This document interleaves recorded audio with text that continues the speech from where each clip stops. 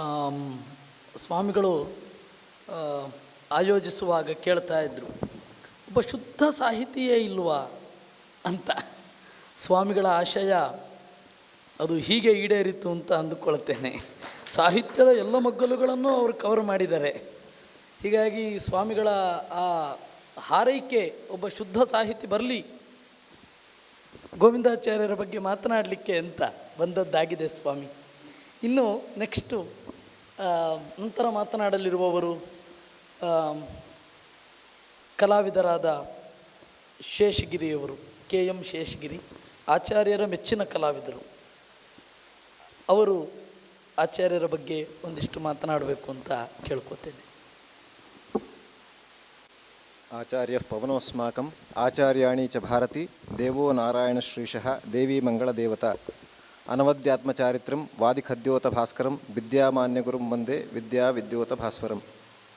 ಶ್ರೀಪಾದಂಗಳವರ ದಿವ್ಯ ಪಾದಾರವಿಂದಗಳಲ್ಲಿ ಸಾಷ್ಟಾಂಗ ಪ್ರಣಾಮಗಳನ್ನು ಸಲ್ಲಿಸ್ತಾ, ಗೋವಿಂದಾಚಾರ್ಯರನ್ನು ನಾನು ನನ್ನ ಒಂದು ಈ ಜೀವನದಲ್ಲಿ ಅವರ ಒಂದು ಆತ್ಮೀಯವಾಗಿ ನಡೆದುಕೊಳ್ಳುವಂತಹ ಈ ಒಂದು ಸಂದರ್ಭ ಬಂದೊದಗಿದ್ದು ನನ್ನ ಒಂದು ಅದೃಷ್ಟ. ಆ ಅದೃಷ್ಟಕ್ಕೂ ಕೂಡ ಅವರೇ ಕಾರಣ, ಅವರ ಪ್ರೀತಿ ಕಾರಣ. ಹಾಗಾಗಿ ನನಗೆ ನನ್ನ ಜೀವನದಲ್ಲಿ ನಾನು ಅವರನ್ನು ಕಂಡುಕೊಂಡ ರೀತಿಯನ್ನು 4-6 ಪದಗಳಲ್ಲಿ ತಮ್ಮ ಮುಂದೆ ಶ್ರೀಪಾದಂಗಳವರ ಮುಂದೆ ಇಡಲಿಕ್ಕೆ ಬಯಸ್ತಾ ಇದ್ದೇನೆ. ಪ್ರಾಯ ಗೋವಿಂದಾಚಾರ್ಯರ ಉಪನ್ಯಾಸಗಳನ್ನು ಕೇಳಿದಂಥ ಅನೇಕ ಮಂದಿಗೆ ಒಂದು ಮಾತು ಪ್ರಾಯ ನೆನಪಿರ್ಬೋದು. ಒಂದು ವೇಳೆ ನೀವು ವೇದಾಂತವನ್ನು ಓದದೆ ಆ ವೇದಾಂತ ಕ್ಷೇತ್ರದಲ್ಲಿ ಇಲ್ಲದೆ ಹೋಗಿದ್ದರೆ ನೀವೇನಾಗಿರ್ತಾ ಇದ್ರಿ ಅಂತ ಯಾರಾದರೂ ನನ್ನನ್ನು ಪ್ರಶ್ನೆ ಕೇಳಿದರೆ ನಾನು ಬಹುಶಃ ಕಲಾವಿದನಾಗಿರ್ತಾ ಇದ್ದೆ ಅಂತ ಗೋವಿಂದಾಚಾರ್ಯರು ಅನೇಕ ಉಪನ್ಯಾಸಗಳಲ್ಲಿ ಹೇಳಿದ್ದನ್ನು ನಾವೆಲ್ಲ ಕೇಳಿದ್ದೇವೆ.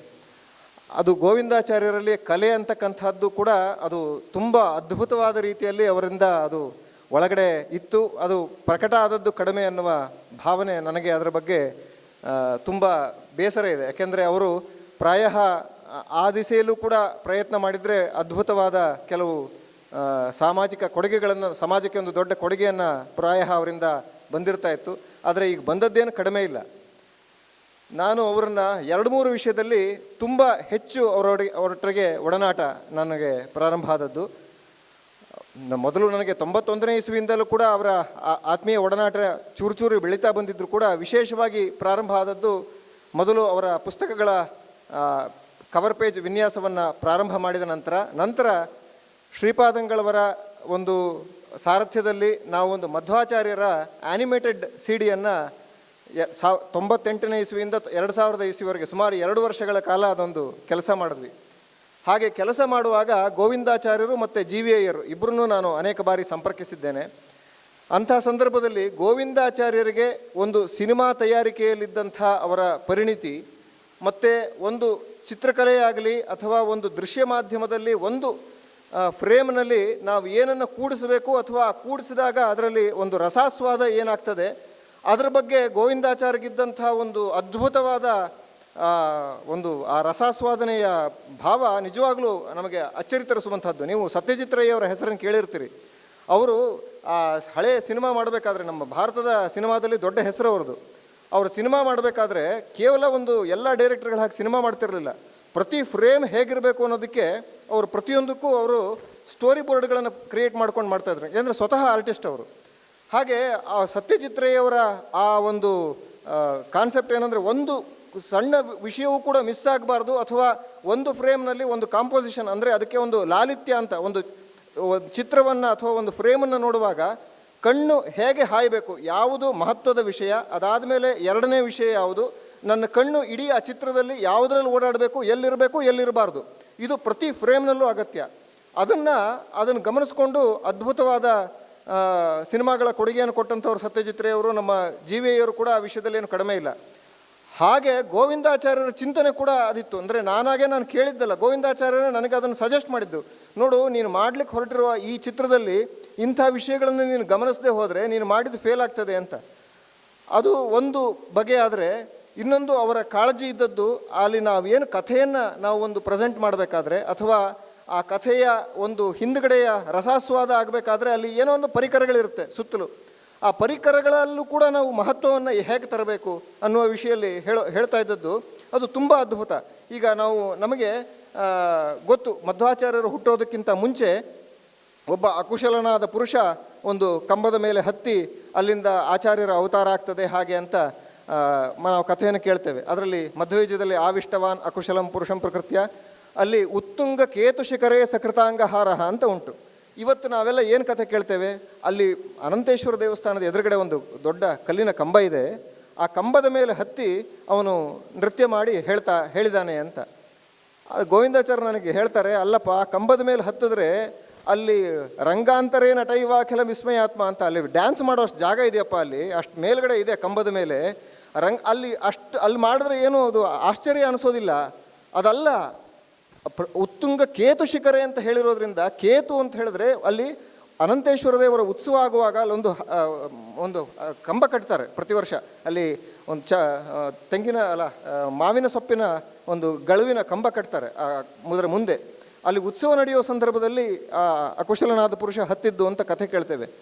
ಹಾಗೆ ಅವನು ಅದರ ಮೇಲೆ ನಿಂತು ಹೇಳಿದಾಗ ಅದು ಅಕುಶಲನಾದ ಪುರುಷ ಆ ಗಳು ಮೇಲೆ ಎಷ್ಟು ಜಾಗ ಇರ್ತದೆ, 3 ಇಂಚ್ ಜಾಗ ಇರ್ತದೆ, ಅದರ ಮೇಲೆ ನಿಂತು ಡ್ಯಾನ್ಸ್ ಮಾಡಿದಾಗ ಅದಕ್ಕೊಂದು ಮಹತ್ವ ಬರ್ತದೆ ಹೊರತಾಗಿ ಈ ಕಂಬದ ಮೇಲೆ 2 ಅಡಿ ಜಾಗ ಇದೆ ಅಲ್ಲಿ ನಿಂತು ಡ್ಯಾನ್ಸ್ ಮಾಡಿದ್ರೆ ಏನು ಬಂತು ಭಾಗ್ಯ ಅಂತ ಅವ್ರಿಗೆ ಒಂದು ಚಿಂತನೆ ನೋಡಿ. ಒಂದು ಸಣ್ಣ ಸಣ್ಣ ವಿಷಯ ಅದು, ನಮಗೆ ಅದು ಯಾವುದು ತಲೆಗೆ ಹೋಗೋ. ಕೇತು ಶಿಖರೆ ಅಂತಂದರೆ ಅಲ್ಲೆಲ್ಲ ತೋರಿಸ್ತಾರೆ, ನಾವು ಅಲ್ಲಿ ಅಂತ ನೋಡಿ ಬರ್ತೇವೆ.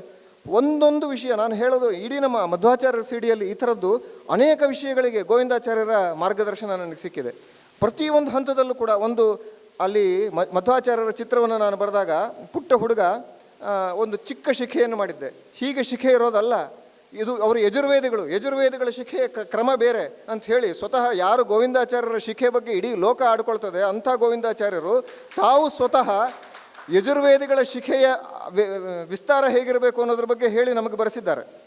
ಅದು ಅಂದರೆ ಒಂದೊಂದು ವಿಷಯವೂ ಕೂಡ ಅಂದರೆ ಕಲಾತ್ಮಕತೆಯ ವಿಷಯದಲ್ಲಿರ್ಬೋದು, ಒಂದು ಶಾಸ್ತ್ರೀಯ ವಿಷಯಗಳಲ್ಲಿರ್ಬೋದು, ಅವರ ಪ್ರತಿಯೊಂದನ್ನು ನೋಡುವ, ಅವರ ಸೂಕ್ಷ್ಮವಾಗಿ ಗಮನಿಸುವ ಅವರ ಗುಣ ಏನಿತ್ತು ಅದು ನಿಜವಾಗ್ಲೂ ನಾವು ಮೆಚ್ಚಿಕೊಳ್ಬೇಕಾದಂಥದ್ದು. ಮತ್ತೊಂದು ಅವರ ಒಟ್ಟಿಗೆ ನಾವು ಪುಸ್ತಕದ ಕವರ್ ಪೇಜಿಗೆ ಕೆಲಸ ಮಾಡುವಾಗ ಬೆನ್ನುಡಿಗೆ ಸಾಮಾನ್ಯ ಒಳಗಿನ ಪುಟಕ್ಕೆಲ್ಲ ಅವರು ಬದ್ರಿಯಾಚಾರ್ಯರನ್ನ ಕಾಂಟ್ಯಾಕ್ಟ್ ಮಾಡಿ ಕೆಲಸ ಮಾಡಿಸ್ತಾ ಇದ್ರು. ನಿಜ, ಬದ್ರಿಯಾಚಾರ್ಯರು ಅನೇಕ ಬಾರಿ ಹೇಳ್ತಾ ಇರ್ತಾರೆ, ಒಂದು ಸ್ಪೇಸ್ ಎಕ್ಸ್ಟ್ರಾ ಆದರೂ ಕೂಡ ಅವರು ಗುರುತಿಸ್ಬಿಡ್ತಾ ಇದ್ರು ಅಂತ. ನಮಗೆ ಎಷ್ಟೋ ಬಾರಿ ಪ್ರಿಂಟ್ ಆದಾಗಲೂ ಗೊತ್ತಾಗೋದಿಲ್ಲ ನಮಗೊಂದು ಸ್ಪೇಸ್ ಇಲ್ಲಿ ಜಾಸ್ತಿ ಇದೆ ಅಂತ. ಗೋವಿಂದಾಚಾರ್ಯರ ಕಣ್ಣಿಗೆ ಒಂದು ಸ್ಪೇಸ್ ಎಕ್ಸ್ಟ್ರಾ ಅದು ಖಂಡಿತ ತಪ್ಪಿ ಹೋಗೋಕ್ಕೆ ಚಾನ್ಸೇ ಇರಲಿಲ್ಲ. ಅಷ್ಟು ಒಂದು ಸಣ್ಣ ಸಣ್ಣ ವಿಷಯದಲ್ಲೂ ಒಂದು ಸ್ಪೇಸ್, ಒಂದು ಅಕ್ಷರಗಳ ಮಧ್ಯೆ ಇರೋ ಸ್ಪೇಸ್ ಇರ್ಬೋದು ಅಥವಾ ಯಾವುದೇ ಒಂದು ಸಣ್ಣ ಸಣ್ಣ ವಿಷಯ ಇರ್ಬೋದು ಪುಸ್ತಕದಲ್ಲಿ, ಎಲ್ಲವೂ ಕೂಡ ಅಚ್ಚುಕಟ್ಟಾಗಿ ನಿರ್ವಹಣೆ ಆಗಬೇಕು ಅಂತಕ್ಕಂಥದ್ದು ಗೋವಿಂದಾಚಾರ್ಯರ ಒಂದು ಅವರ ಚಿಂತನೆ, ಮತ್ತು ಅದರಂತೆ ಅವರು ನಡ್ಕೊಂಡವರು ಕೂಡ. ಹಾಗೆ ನಾನು ಹೇಳಲಿಕ್ಕೆ ಹೊರಟದ್ದು ಅವರ ಪುಸ್ತಕದ ಬೆನ್ನುಡಿಗೆ ಸಾಮಾನ್ಯ ನಾವು ಮೊದಲಿಂದಲೂ ಅವರ ಕೈ ಬರಹವನ್ನೇ ನಾವು ಬೆನ್ನುಡಿಗೆ ಹಾಕ್ತಾ ಬರ್ತಾ ಇದ್ವಿ. ಅದರಲ್ಲಿ ಬೆನ್ನುಡಿಗೆ ಅವರು ಅನ್ನೀವನ್ನಾಗಿರ್ತಾ ಇತ್ತು. ಸಾಮಾನ್ಯ ಅವರು ಬರ್ಕೊಡುವಾಗ ಕೆಲವೊಮ್ಮೆ ಮೊದಲೊಂದು ಪೆನ್ಸಿಲಲ್ಲಿ ಲೈನ್ ಹಾಕ್ಕೊಂಡು ಅದರ ನಂತರ ಅದ್ರ ಮೇಲೆ ಅವರು ಪೆನ್ನಲ್ಲಿ ಬರೆದು ಅದು ಸ್ಟ್ರೈಟ್ ಲೈನ್ ಆಗಿರಬೇಕು, ಒಂದಕ್ಕೊಂದು ಪರಸ್ಪರ ಪ್ರಿಂಟಲ್ಲಿ ಹೇಗೆ ಪ್ಯಾರಲಲ್ ಆಗಿರುತ್ತೆ ಅಕ್ಷರಗಳು ಹಾಗಿರಬೇಕು ಅಂತ ಮಾಡ್ತಾಯಿದ್ರು. ಅದು ಒಮ್ಮೆ ಅವರು ಕಳಿಸಿದಾಗ ಅದು ಸ್ವಲ್ಪ ಪ್ಯಾರಲಲ್ ಆಗಿರಲಿಲ್ಲ, ಸ್ವಲ್ಪ ಅದು ಕೆಲವೊಮ್ಮೆ ಅಕ್ಷರಗಳು ಪದ ಉದ್ದ ಆದಾಗ ಅದಕ್ಕೊಂದು ಹೈಫನ್ ಹಾಕಿ ಅದು ಕಂಟಿನ್ಯೂ ಮಾಡಿದರು. ನನಗೆ ಆ ಗೋವಿಂದಾಚಾರ್ಯರ ಆ ಪದಗಳಲ್ಲಿರುವ ಸ್ವಾರಸ್ಯಕ್ಕೆ ಮಧ್ಯೆ ಒಂದು ಹೈಫನ್ ಹಾಕಿ ಅದೇನೋ ಮಾಡಿದ್ದು ಸರಿ ಹೋಗಲಿಲ್ಲ. ನಾನು ಅದನ್ನು ತೆಗೆದು ಕೆಳಗಡೆ ಆ ಪದವನ್ನು ಹಾಕ್ಕೊಂಡು ಆ ಹೈಫನ್ ತೆಗೆದು ಒಟ್ಟಿಗೆ ಜೋಡಿಸಿ ಆ ಒಂದು ಅಲೈನ್ಮೆಂಟ್ ಮಾಡಿದ್ದೆ. ಅದು ಗೋವಿಂದಾಚಾರ್ಯರ ಯಾರಿಗೆ ಕೊಟ್ಟಿದ್ರೋ ಅವ್ರು ಯಾರೂ ಕೂಡ ಅದನ್ನು ಗಮನಿಸಿಲ್ಲ. ಗೋವಿಂದಾಚಾರ್ಯ ಅದನ್ನು ನೋಡು ಆ ಪದದ ಸ್ವಾರಸ್ಯ ನೀನು ಅದನ್ನು ಮಾಡಿದ್ದು ಸರಿ ಹೋಯಿತು, ಇಲ್ಲ ಅಂತಾದರೆ ಆ ಪದದ ಸ್ವಾರಸ್ಯ ಪೂರ್ಣ ಆಗ್ತಿರಲಿಲ್ಲ ಅಂತ. ಅಂದರೆ ಆ ಸಣ್ಣ ಸಣ್ಣ ವಿಷಯಗಳು ಅದನ್ನು ಅವರು ಗುರುತಿಸಿ ಖುಷಿ ಪಡುವಂಥ ಅವರ ಮನೋಭಾವ ಕೂಡ ನಾನು ತುಂಬ ಮೆಚ್ಕೊಳ್ತಾ ಇದ್ದೆ. ಮತ್ತು ಅವರ ಗೋವಿಂದಾಚಾರ್ಯರ ಇನ್ನೊಂದು ಅವರ ಒಡನಾಟ ನನಗೆ ಪ್ರಾರಂಭ ಆದದ್ದು, ನಾನು ಪಲಿಮಾರು ಮಠದ ಶ್ರೀ ವಿದ್ಯಾಧೀಶ ತೀರ್ಥ ಶ್ರೀಪಾದಂಗಳವರು ಇವಾಗೇನು 32 ಅಡಿ ಮಧ್ವಾಚಾರ್ಯರ ಪ್ರತಿಮೆಯನ್ನು ನಿರ್ಮಾಣ ಮಾಡಿದ್ದಾರೆ. ಆ ಒಂದು ಕೆಲಸದಲ್ಲಿ ನಾನು ಸ್ವಲ್ಪ ಪ್ರಯತ್ನ ಮಾಡ್ತಾ ಇದ್ದಾಗ ಗೋವಿಂದಾಚಾರ್ಯರ ಮಾರ್ಗದರ್ಶನ ಇಲ್ಲದೆ ನಾನು ಮಾಡ್ತಾ ಇರಲಿಲ್ಲ. ಅದರಲ್ಲಿ ಗೋವಿಂದಾಚಾರ್ಯ ನಮಗೆ ಏನೇ ಡೌಟ್ ಬಂದಾಗಲೂ ಕೂಡ ದೇಹ ಪ್ರಮಾಣದಲ್ಲಾಗಿರ್ಬೋದು ಅಥವಾ ಆ ಬೆರಳುಗಳಿಂದ, ಅಂದರೆ ನಮಗೆ ತಂತ್ರಸಾರದಲ್ಲಿ ಗೋವಿಂದಾಚಾರ್ಯರು ಕೆಲವು ಕೊಟ್ಟಿರುವಂಥ ಅಳತೆಗಳಿದೆಯಲ್ಲ, ನಿಜವಾಗಲೂ ಒಬ್ಬ ವೈಜ್ಞಾನಿಕವಾಗಿ ನೋಡಲಿ ಅಥವಾ ನೀವು ಅದನ್ನು ಪ್ರಾಮಾಣಿಕವಾಗಿ ಅಳತೆಬದ್ಧವಾಗಿ ಒಬ್ಬ ಶಿಲ್ಪಿ ಹಿಡ್ಕೊಂಡು ಮಾಡಲಿಕ್ಕೆ ಹೋಗೋದಾದರೆ ಗೋವಿಂದಾಚಾರ್ಯರ ಕೊಡುಗೆ ನಿಜವಾಗ್ಲೂ ಅದ್ಭುತ ಅಂತ ಅನಿಸ್ತದೆ. ಯಾಕೆ ಅಂತ ಹೇಳ್ತೇನೆ ಕೇಳಿ. ಅನೇಕ ವ್ಯಾಖ್ಯಾನಕಾರರು ನಮಗೆ ತಂತ್ರಸಾರಕ್ಕೆ ವ್ಯಾಖ್ಯಾನ ಕೊಟ್ಟಿರುವಂಥದ್ದಿದೆ. ಮ್ಯಾಥಮೆಟಿಕಲ್ ಆಗಿ ಅನೇಕರು ವ್ಯಾಖ್ಯಾನ ಮಾಡ್ತಾ ಹೋಗ್ತಾರೆ. ಅಂದರೆ ಈಗ ಮೂಗಿನ ಉದ್ದ ಇಷ್ಟುದ್ದ ಇದೆ, ಅದಾದ ಮೇಲೆ ಮೂಗಿನ ಕೆಳಬದಿ ಇಷ್ಟುದ್ದ ಇದೆ, ಕಣ್ಣು ಇಷ್ಟುದ್ದ ಇದೆ ಅಂದರೆ ಹೀಗಿದೆ ಅಂತ ವ್ಯಾಖ್ಯಾನಕಾರರು ಹೇಳಿದ್ದಾರೆ. ಗೋವಿಂದಾಚಾರ್ಯರು ಅಷ್ಟು ಮಾತ್ರ ಮಾಡಲಿಲ್ಲ. 96 ಅಂಗುಲ ಎದುರುಗಡೆಯಿಂದ ಮೇಲಿಂದ ಕೆಳಗಡೆ ಕೂಡಿಸಬೇಕಾದ್ರೆ ಒಂದು ವೇಳೆ ಅಲ್ಲಿ ಅರ್ಧ ಅಂಗುಲ ಒಂದು ಮುಕ್ಕಾಲು ಅಂಗುಲ ವ್ಯತ್ಯಾಸ ಬರುತ್ತೆ. ಆ ವ್ಯತ್ಯಾಸಗಳನ್ನು ಎಷ್ಟು ಚೆನ್ನಾಗಿ ಕೂಡಿಸ್ತಾರೆ ಅಂತಾದರೆ ಆ ವ್ಯತ್ಯಾಸ ಪ್ರಾಯ ಈಗ ಎದುರುಗಡೆಯಿಂದ ನಾವು ಲೆಕ್ಕ ತಗೊಳ್ಳುವಾಗ ಮೂಗಿನ ಉದ್ದ ತೊಗೊಂಡಿರ್ತೇವೆ ಹೊರತಾಗಿ ಮೂಗಿನ ಕೆಳಗಡೆ ಹೀಗೊಂದು ಟರ್ನಿಂಗ್ ಇದೆ ಅಂತ ನಾವು ಯೋಚನೆ ಮಾಡಿರೋದಿಲ್ಲ. ಅದು ಇಂಪಾರ್ಟೆಂಟು. ಅದು ಕೂಡಿಸುವಾಗ ನಿಮಗೆ 96 ಅಂಗುಲ ಕೂಡಿಸುವಾಗ ಮೂಗಿನ ಕೆಳಗಡೆ ಇರೋದಾಗಲಿ, ತುಟಿಯ ಕೆಳಗಡೆ ಒಂದು ತಗ್ಗಿದೆ, ಅಥವಾ ಒಂದು ವೇಳೆ ಕೂತ್ಕೊಳ್ಳುವಾಗ ನಾಭಿಯ ಒಳಗಡೆ ಒಂದು ತಗ್ಗಿದೆ. ಈ ತಗ್ಗುಗಳು ಕೂಡ ಅಷ್ಟೇ ಇಂಪಾರ್ಟೆಂಟು. ಅವೆಲ್ಲವೂ ಕೂಡ ಗಮನಿಸದೆ ಹೋದರೆ ನೀವು ಆ ಅಳತೆಯನ್ನು ಹೊಂದಿಸ್ಲಿಕ್ಕಾಗೋದಿಲ್ಲ. ನೀವು 96 ಅಂಗುಲದಲ್ಲಿ ಆ ಕೂಡಿಸುವ ಹಂತದ ಅನೇಕ ಲೆಕ್ಕಗಳನ್ನು ನೋಡಿದ್ದೀರಿ. ಬೇಕಾದರೆ ನೀವು ಬೇರೆ ಬೇರೆ ವ್ಯಾಖ್ಯಾನಗಳು ಇಟ್ಕೊಂಡು ನೋಡಿ, ಒಂದು ಅಂಗುಲದಲ್ಲಿ ಎಲ್ಲೋ ಸಮಸ್ಯೆ ಬರ್ತದೆ. ಗೋವಿಂದಾಚಾರ್ಯ ಅದನ್ನು ಚೆನ್ನಾಗಿ ಕೂಡಿಸಿದ್ದಾರೆ. ಆ ಕೂಡಿಸಿರೋದು ಸುಮ್ಮನೆ ಕೂಡಿಸಿರೋದಲ್ಲ, ಆ ಕೂಡಿಸಿರೋದಕ್ಕೆ ಸಕಾರಣವನ್ನು ಕೊಡ್ತಾರೆ. ಬೇರೆ ಬೇರೆ ಗ್ರಂಥಗಳ ಒಂದು ಶಾಸ್ತ್ರಗಳ ಆಧಾರವನ್ನು ಕೊಡ್ತಾರೆ. ಹಾಗಾಗಿ ಆ ಅಳತೆ ಎಲ್ಲೇ ಮತ್ತೆ ನಾವು ಅವರು ಗ್ರಂಥ ಬರೋದು ಎಷ್ಟೋ ವರ್ಷಗಳಾಗಿದೆ. ಈಗ ನಾನು ಅದೊಂದು 5 ವರ್ಷ ಬಿಟ್ಟು 10 ವರ್ಷ ಬಿಟ್ಟು ಅದನ್ನು ಹೋಗಿ ಕೇಳಿದಾಗ ತಕ್ಷಣಕ್ಕೆ ಅದು ಜ್ಞಾಪಕ ಇರಬೇಕಲ್ಲ. ಜ್ಞಾಪಕ ಇದ್ದು ಹೌದು ಅದು ಹಾಗೆ ಅಂತ ಹೇಳಬೇಕಲ್ಲ. ಅವ್ರಿಗೆ ಯಾವಾಗಲೇ ಫೋನ್ ಮಾಡಿ ಕೇಳಿ, ನಿರರ್ಗಳವಾಗಿ ಯಾವುದೇ ಸಮಸ್ಯೆ ಇಲ್ಲದೆ, ಅಥವಾ ಅದನ್ನು ನಾವು ಮತ್ತೊಮ್ಮೆ ಪುಸ್ತಕ ನೋಡಿ ಪುನರಾವರ್ತನೆ ಮಾಡಬೇಕು ಅಂತ ಇಲ್ಲವೇ ಇಲ್ಲ, ತಕ್ಷಣಕ್ಕೆ ಅದಿಷ್ಟನ್ನು ಹೇಳುವಂಥ ಅದ್ಭುತವಾದ ಆ ಆಚಾರ್ಯರ ಒಂದು ಕೃಪೆ. ಅವರು ಪ್ರಾಯ 40 ವರ್ಷ ಮೊದಲಿನ 40 ವರ್ಷ ಮನೆಯಲ್ಲಿ ಕೂತು ಏನು ಓದಿದ್ರೋ ಆ ಓದಿದ್ದಷ್ಟು ಒಟ್ಟಿಗೆ ತಲೆಯಲ್ಲಿ ಉಳಿಸ್ಕೊಂಡಿದ್ದು ನಿಜವಾಗಲೂ ಒಂದು ಅದ್ಭುತ. ನಾವು ಅವರ 60ನೇ ವರ್ಷದ ಅವರು ಷಷ್ಠಬ್ದಿಯ ಪೂರ್ತಿ ಶಾಂತಿಯ ಸಂದರ್ಭದಲ್ಲಿ ಹರಿದಾಸ್ ಭಟ್ರು ಮತ್ತು ನಾನು ಕೂತ್ಕೊಂಡು ಅವರ ಒಂದು ಸ್ಮರಣ ಸಂಚಿಕೆ ಮಾಡಿದ್ವಿ, ಮನೀಷಾ ಅಂತ. ಆ ಮನೀಷಾ ಅಂತ ಪುಸ್ತಕ ಮಾಡುವಾಗ ಅವರ ಹರಿದಾಸ್ ಭಟ್ರು ಅದಕ್ಕೆ ಒಂದು ಕೊಟ್ಟಂಥ ಟೈಟಲ್ಲು ಅನೇಕ ಚಿತ್ರಗಳಿಗೆ ಕೆಳಗಡೆ ಅಡಿಬರಹ ಕೊಡುವಾಗ ಅವರ ಗ್ರಂಥಾಲಯಕ್ಕೆ ಬನ್ನಂಜೆಯವರ ಅಡಿಗೆ ಮನೆ ಇದು ಅಂತ ಬರೆದರು. ಅದು ಬನ್ನಂಜೆಯವರಿಗೆ ಖುಷಿ ಆಯಿತು. ನನ್ನ ಅಡಿಗೆ ಮನೆಯ ಬಗ್ಗೆ ನೀವು ಚೆನ್ನಾಗಿ ಬರೆದಿದ್ದೀರಿ, ಆದರೆ ನನ್ನ ಅಡಿಗೆ ಮನೆಯ ಆಸ್ವಾದವನ್ನು ನೀವು ಯಾರೂ ಮಾಡ್ತಾ ಇಲ್ಲ ಅಂತ ವಾಪಸ್ ನಮಗೆ ಅವರು ತಮಾಷೆಯನ್ನು ಕೂಡ ಮಾಡ್ತಾಯಿದ್ರು. ಹಾಗೆ ಅವರ ಒಟ್ಟಿಗೆ ಜೀವನದಲ್ಲಿ ನಮಗೆ ಒಂದಿಷ್ಟು ಕೆಲಸ ಮಾಡುವಂಥ ಎಷ್ಟೋ ವಿಷಯಗಳು ಹೇಳ್ಬೋದು. ನಾನು ಹೇಳ್ತಾ ಹೋದರೆ ಅದು ಮುಂದಿನ ಉಪನ್ಯಾಸಕರಿಗೂ ಕೂಡ ನಾನು ಕಲಾವಕಾಶ ಕೊಡಬೇಕಾಗತ್ತೆ. ಹಾಗಾಗಿ ನನಗೆ ಹೀಗೆ ಅನೇಕ ವಿಷಯಗಳಲ್ಲಿ ನಾನು ಗೋವಿಂದಾಚಾರ್ಯರಲ್ಲಿ ಅವರದ ಒಂದು ನಿಷ್ಠೆ, ಅದು ಶಾಸ್ತ್ರನಿಷ್ಠೆ ಇರ್ಬೋದು ಅಥವಾ ಯಾವುದೇ ಒಂದು ಕೆಲಸದಲ್ಲಿ ಮಾಡುವಂಥ ನಿಷ್ಠೆ, ಸಣ್ಣ ಸಣ್ಣ ವಿಷಯದಲ್ಲೂ ಅವರು ತೋರಿಸ್ತಾ ಇದ್ದಂಥ ಒಂದು ಅವರ ದೃಢವಾದಂಥ ದೀಕ್ಷೆ, ಎಲ್ಲ ವಿಷಯವೂ ಸರಿಯಾಗಬೇಕು ಅಂತಕ್ಕಂಥ ದೀಕ್ಷೆ, ಇದೆಲ್ಲವೂ ಕೂಡ ನಮಗೆ ದಾರಿದೀಪವಾಗುವಂಥದ್ದು. ಈ ಎಷ್ಟೇ ಜನ ಲೋಕದಲ್ಲಿ ಸಂಶೋಧಕರು ಇರ್ಬೋದು, ಆ ಸಂಶೋಧಕರು ಪ್ರತಿಯೊಬ್ಬರೂ ಕೂಡ ಗೋವಿಂದಾಚಾರ್ಯರ ಈ ಅನೇಕ ಮುಖಗಳನ್ನು ಪರಿಚಯ ಮಾಡಿಕೊಳ್ಳದೆ ಹೋದರೆ ಅವರ ಸಂಶೋಧನೆ, ಅವರ ಗೋವಿಂದಾಚಾರ್ಯರ ಬಗ್ಗೆ ತಿಳ್ಕೊಳ್ಳೋದು ಅಪೂರ್ಣ ಅಂತ ನನಗನ್ನಿಸ್ತದೆ. ಗೋವಿಂದಾಚಾರ್ಯರು ಪ್ರಾಯ ಒಂದು 10,000 ಅಡಿ ಎತ್ತರದಲ್ಲಿ ನಿಂತು ಮಾತಾಡಿದ್ದನ್ನು ನಾವು 10 ಅಡಿಯದಲ್ಲಿ ನಿಂತ್ಕೊಂಡು ಗೋವಿಂದಾಚಾರ್ಯ ತಪ್ಪು ಹೇಳ್ತಾ ಇದ್ದಾರೆ ಅಥವಾ ಅವ್ರು ಹೇಳಿದ್ದು ಸರಿ ಇಲ್ಲ ಅಂತ ಕೆಲವೊಮ್ಮೆ ನಮಗೆ ಭಾವನೆ ಬರ್ಬೋದು. ಆದರೆ ಆ 10,000 ಅಡಿ ಏರಿ ನಾವು ತಿಳ್ಕೊಳ್ಳುವಂಥ ಒಂದು ಪ್ರಯತ್ನ ಬಹುಶಃ ನಮ್ಮಲ್ಲಿ ಆದಾಗ ಅದು ಗೋವಿಂದಾಚಾರ್ಯರನ್ನು ಸರಿಯಾಗಿ ಅರ್ಥ ಮಾಡ್ಕೊಳ್ಬಹುದೇನೋ ಅಂತ ಹೇಳ್ತಾ 4 ಮಾತುಗಳನ್ನು ಹೇಳಲಿಕ್ಕೆ ಅವಕಾಶ ಮಾಡಿಕೊಟ್ಟಿದ್ದಕ್ಕೆ ನಾನು ಶ್ರೀಪಾದಂಗಳವರೆಗೆ ಮತ್ತು ವಿಶೇಷವಾಗಿ ಇಲ್ಲೆಲ್ಲ ಸೇರಿದಂಥ ನಿಮ್ಮೆಲ್ಲರಿಗೂ ಕೂಡ ನನ್ನ ವಂದನೆಗಳನ್ನು ತಿಳಿಸ್ತಾ ನಾನು 4 ಮಾತನ್ನು ಮುಗಿಸ್ತಾ ಇದ್ದೇನೆ. ಶ್ರೀಕೃಷ್ಣ ಅರ್ಪಣಮಸ್ತು.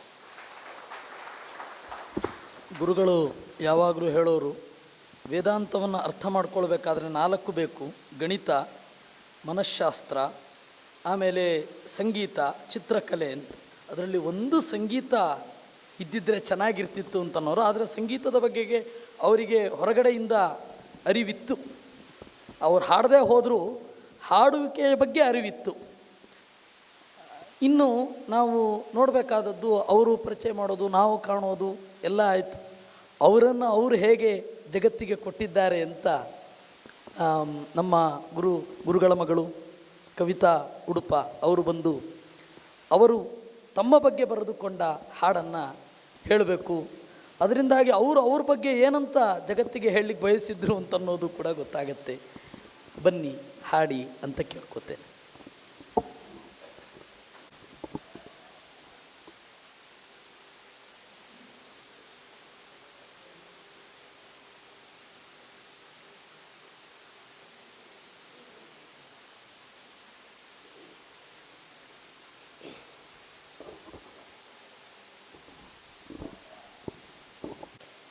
ಭವಿಗಳಿಗೆ ಕವಿಗಳಿಗೆ ಸವಿಗಳಿಗೆ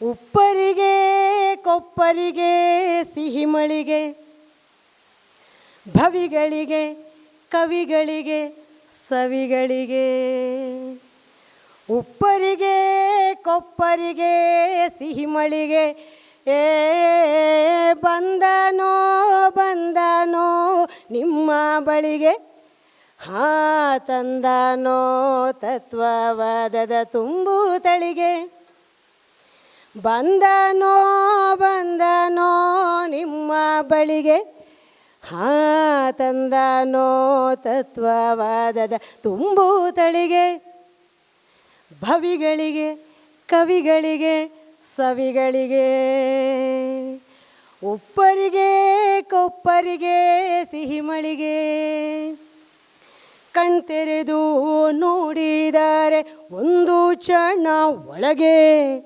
ತಿಳಿದೀತು ಇವನಾರು ಇವನಾರ ಬಳಿಗೆ ಕಣ್ತೆರೆದು ನೋಡಿದರೆ ಒಂದು ಕ್ಷಣ ಒಳಗೆ ತಿಳಿದೀತು ಇವನಾರು ಇವನಾರ ಬಳಿಗೆ ತಗ್ಗಿನಲೆ ನಿಂತು ನೋಡಿದಿರಿ ಕೆಳಗೆ ಕತ್ತಲೆಯ ಕುಂಪೆಯಲ್ಲಿ ನಡುಗಿದಿರಿ ಚಳಿಗೆ ಕತ್ತಲೆಯ ಕುಂಪೆಯಲ್ಲಿ ನಡುಗಿದಿರಿ ಚಳಿಗೆ ಇವನು ಕಾಣಲೇ ಇಲ್ಲ ನಿಮ್ಮ ಕಣ್ಗಳಿಗೆ ಇವನು ಕಾಣಲೇ ಇಲ್ಲ ನಿಮ್ಮ ಕಣ್ಗಳಿಗೆ ಓಗೊಡಲೋ ಬೇಡವೋ ಇವನ ನುಡಿಗಳಿಗೆ ಕೃಷ್ಣಾರ್ಪಣವನಿತ್ತು ನಮ್ಮ ಮಡಿಗಳಿಗೆ ನಂಬಿದರೆ ಹೋದೆವೋ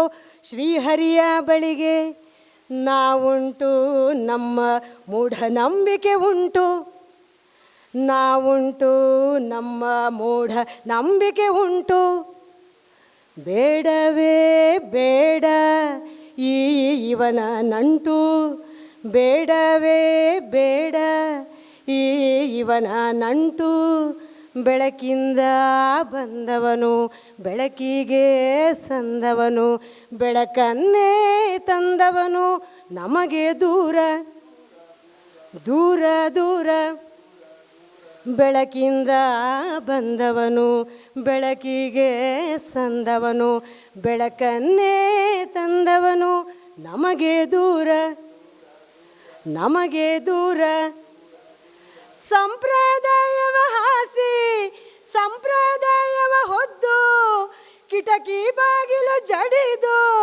ಮಲಗೋಣ ಬಾರ ಬಾರ ಬಾರ ಬಾರ ಬೆಳಕಿಂದ ಬಂದವನು ಬೆಳಕಿಗೆ ಸಂದವನು ಬೆಳಕನ್ನೇ ತಂದವನು ನಮಗೆ ದೂರ ನಮಗೆ ದೂರ ದೂರ.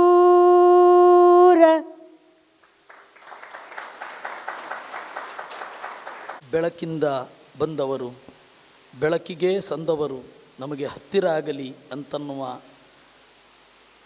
ಪ್ರಾರ್ಥನೆಯನ್ನು ದೇವರಲ್ಲಿ ಗುರು ಹಿರಿಯರಲ್ಲಿ ಮಾಡ್ತಾ ಇನ್ನು ಮುಂದೆ ಮಾತನಾಡಲಿರುವವರು ಪ್ರಸಿದ್ಧ ನಿರ್ದೇಶಕರಾದ ಫಣಿರಾಮಚಂದ್ರ. ಚಿತ್ರರಂಗವನ್ನು ಆಸ್ತಿಕರ ಪ್ರತಿನಿಧಿಯಾಗಿ ಅಲ್ಲಿ ಕೆಲಸ ಮಾಡಿದವರು. ಅವರಿಗೆ ಅಂಕಿತ ಒಂದು ಇದೆ, ಫಣಿಕೃಷ್ಣ ದಾಸ ಅಂತ. ಆ ಅಂಕಿತದಲ್ಲಿ ನಮ್ಮ ಗುರುಗಳ ವಿಷ್ಣು ಸಹಸ್ರನಾಮದ ಪ್ರವಚನದ ಇದನ್ನು ಕೇಳ್ತಾ ಅಲ್ಲಿ ಒಂದೊಂದು ನಾಮಗಳಿಗೂ ಹಾಡನ್ನು ಬರೆದು ಗುರುಗಳ ಮುಂದೆ ಮೆಚ್ಚುಗೆ ಗಳಿಸಿದವರು. ಅವರು ತಮ್ಮ ಮತ್ತು ಗುರುಗಳ ನಂಟಿನ ಬಗ್ಗೆ ಮಾತನಾಡ್ತಾರೆ. ಅವರಿಗೆ ಸ್ವಾಗತ. ಹಾಗೆ ಈ ಹಾಡು ಹೇಳಿ ಕೃತಜ್ಞತೆ ಹೇಳಲಿಕ್ಕೂ ಮರೆಸಿದ ಶ್ರೀಮತಿ ಕವಿತಾ ಉಡುಪ ಅವರಿಗೂ ನಮ್ಮ ಕೃತಜ್ಞತೆಗಳು.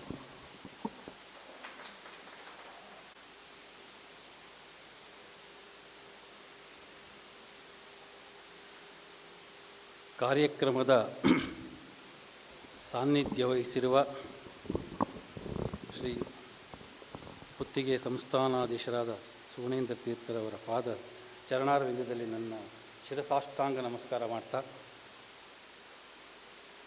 ವಿದ್ಯಾವಾಚಸ್ಪತಿ ಶ್ರೀ ಬನ್ನಂಜೆ ಗೋವಿಂದಾಚಾರ್ಯರ ಅಗಲಿಕೆಯಿಂದ ನೊಂದು ಇಲ್ಲಿ ನುಡಿ ನಮನಗಳನ್ನು ಅರ್ಪಿಸಕ್ಕೆ ಬಂದಿರತಕ್ಕಂಥ ಮೇಧಾವಿ ಬಳಗಕ್ಕೆ ನನ್ನ ನಮಸ್ಕಾರ ಮಾಡ್ತಾ, ಹಾಗೂ ತಮ್ಮ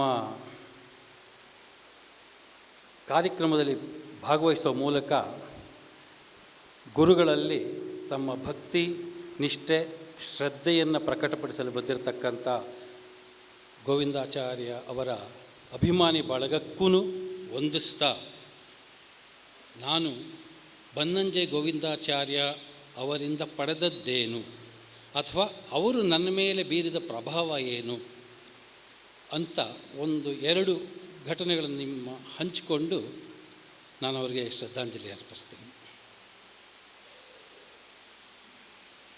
ನಮ್ಮ ವಿಜಯ ಸಿಂಹಾಚಾರ್ಯ ಅವರು ನಮ್ಮ ಮನೆಗೆ ದೂರವಾಣಿ ಮೂಲಕ ಫೋನ್ ಮಾಡಿ ಈ ಕಾರ್ಯಕ್ರಮ ಆಯೋಜನೆ ಆಗಿರೋದ್ರ ಬಗ್ಗೆ ತಿಳಿಸಿ, ತಾವು ದಯವಿಟ್ಟು ಬಂದು ಗುರುಗಳ ಬಗ್ಗೆ 1-2 ಮಾತುಗಳನ್ನು ಆಡಬೇಕು ಅಂತ ಕೇಳಿದ್ರು. ಅವರು ಹಾಗೆ ಕೇಳಿದಾಗಲೇ ನನಗೆ ಪುಕ್ಕ ಅನ್ನೋಕ್ಕೆ ಶುರು ಆಯಿತು, ಭಯ ಹತ್ಕೊಳ್ತು, ನಡುಕ ಹೊಟ್ಟಿತು. ಯಾಕೆ ಅಂತಂತಂದರೆ, ದೊಡ್ಡ ವಿದ್ವತ್ ಸಾಧನೆ ಮಾಡಿರೋ ವಿದ್ವಾಂಸರುಗಳ ಮಧ್ಯೆ ಬಂದು ನಾನು ಮಾತಾಡೋದಕ್ಕೆ ನನಗೆ ಯಾವುದೇ ಅರ್ಹತೆಯೂ ಇಲ್ಲ. ನಾನು ಯಾವುದೇ ರೀತಿಯಾದಂಥ ಶಾಸ್ತ್ರಾಧ್ಯಯನಗಳನ್ನು ಇದನ್ನು ಮಾಡಿರೋನಲ್ಲ.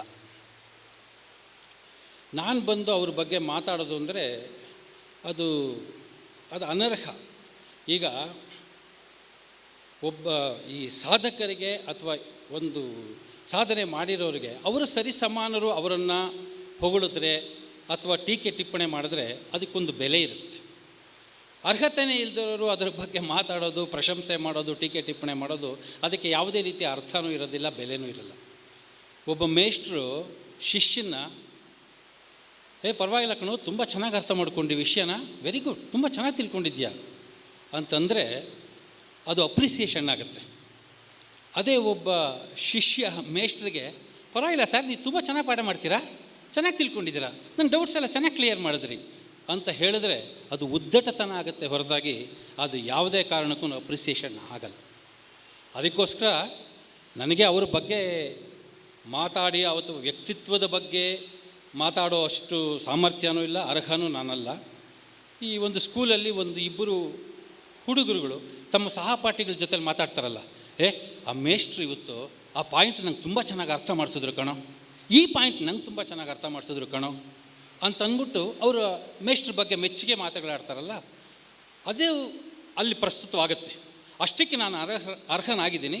ಹಾಗಾಗಿ ನನ್ನ 1-2 ವಿಚಾರಗಳನ್ನು ನಾನು ಇಲ್ಲಿ ಹಂಚ್ಕೊಳ್ತೀನಿ.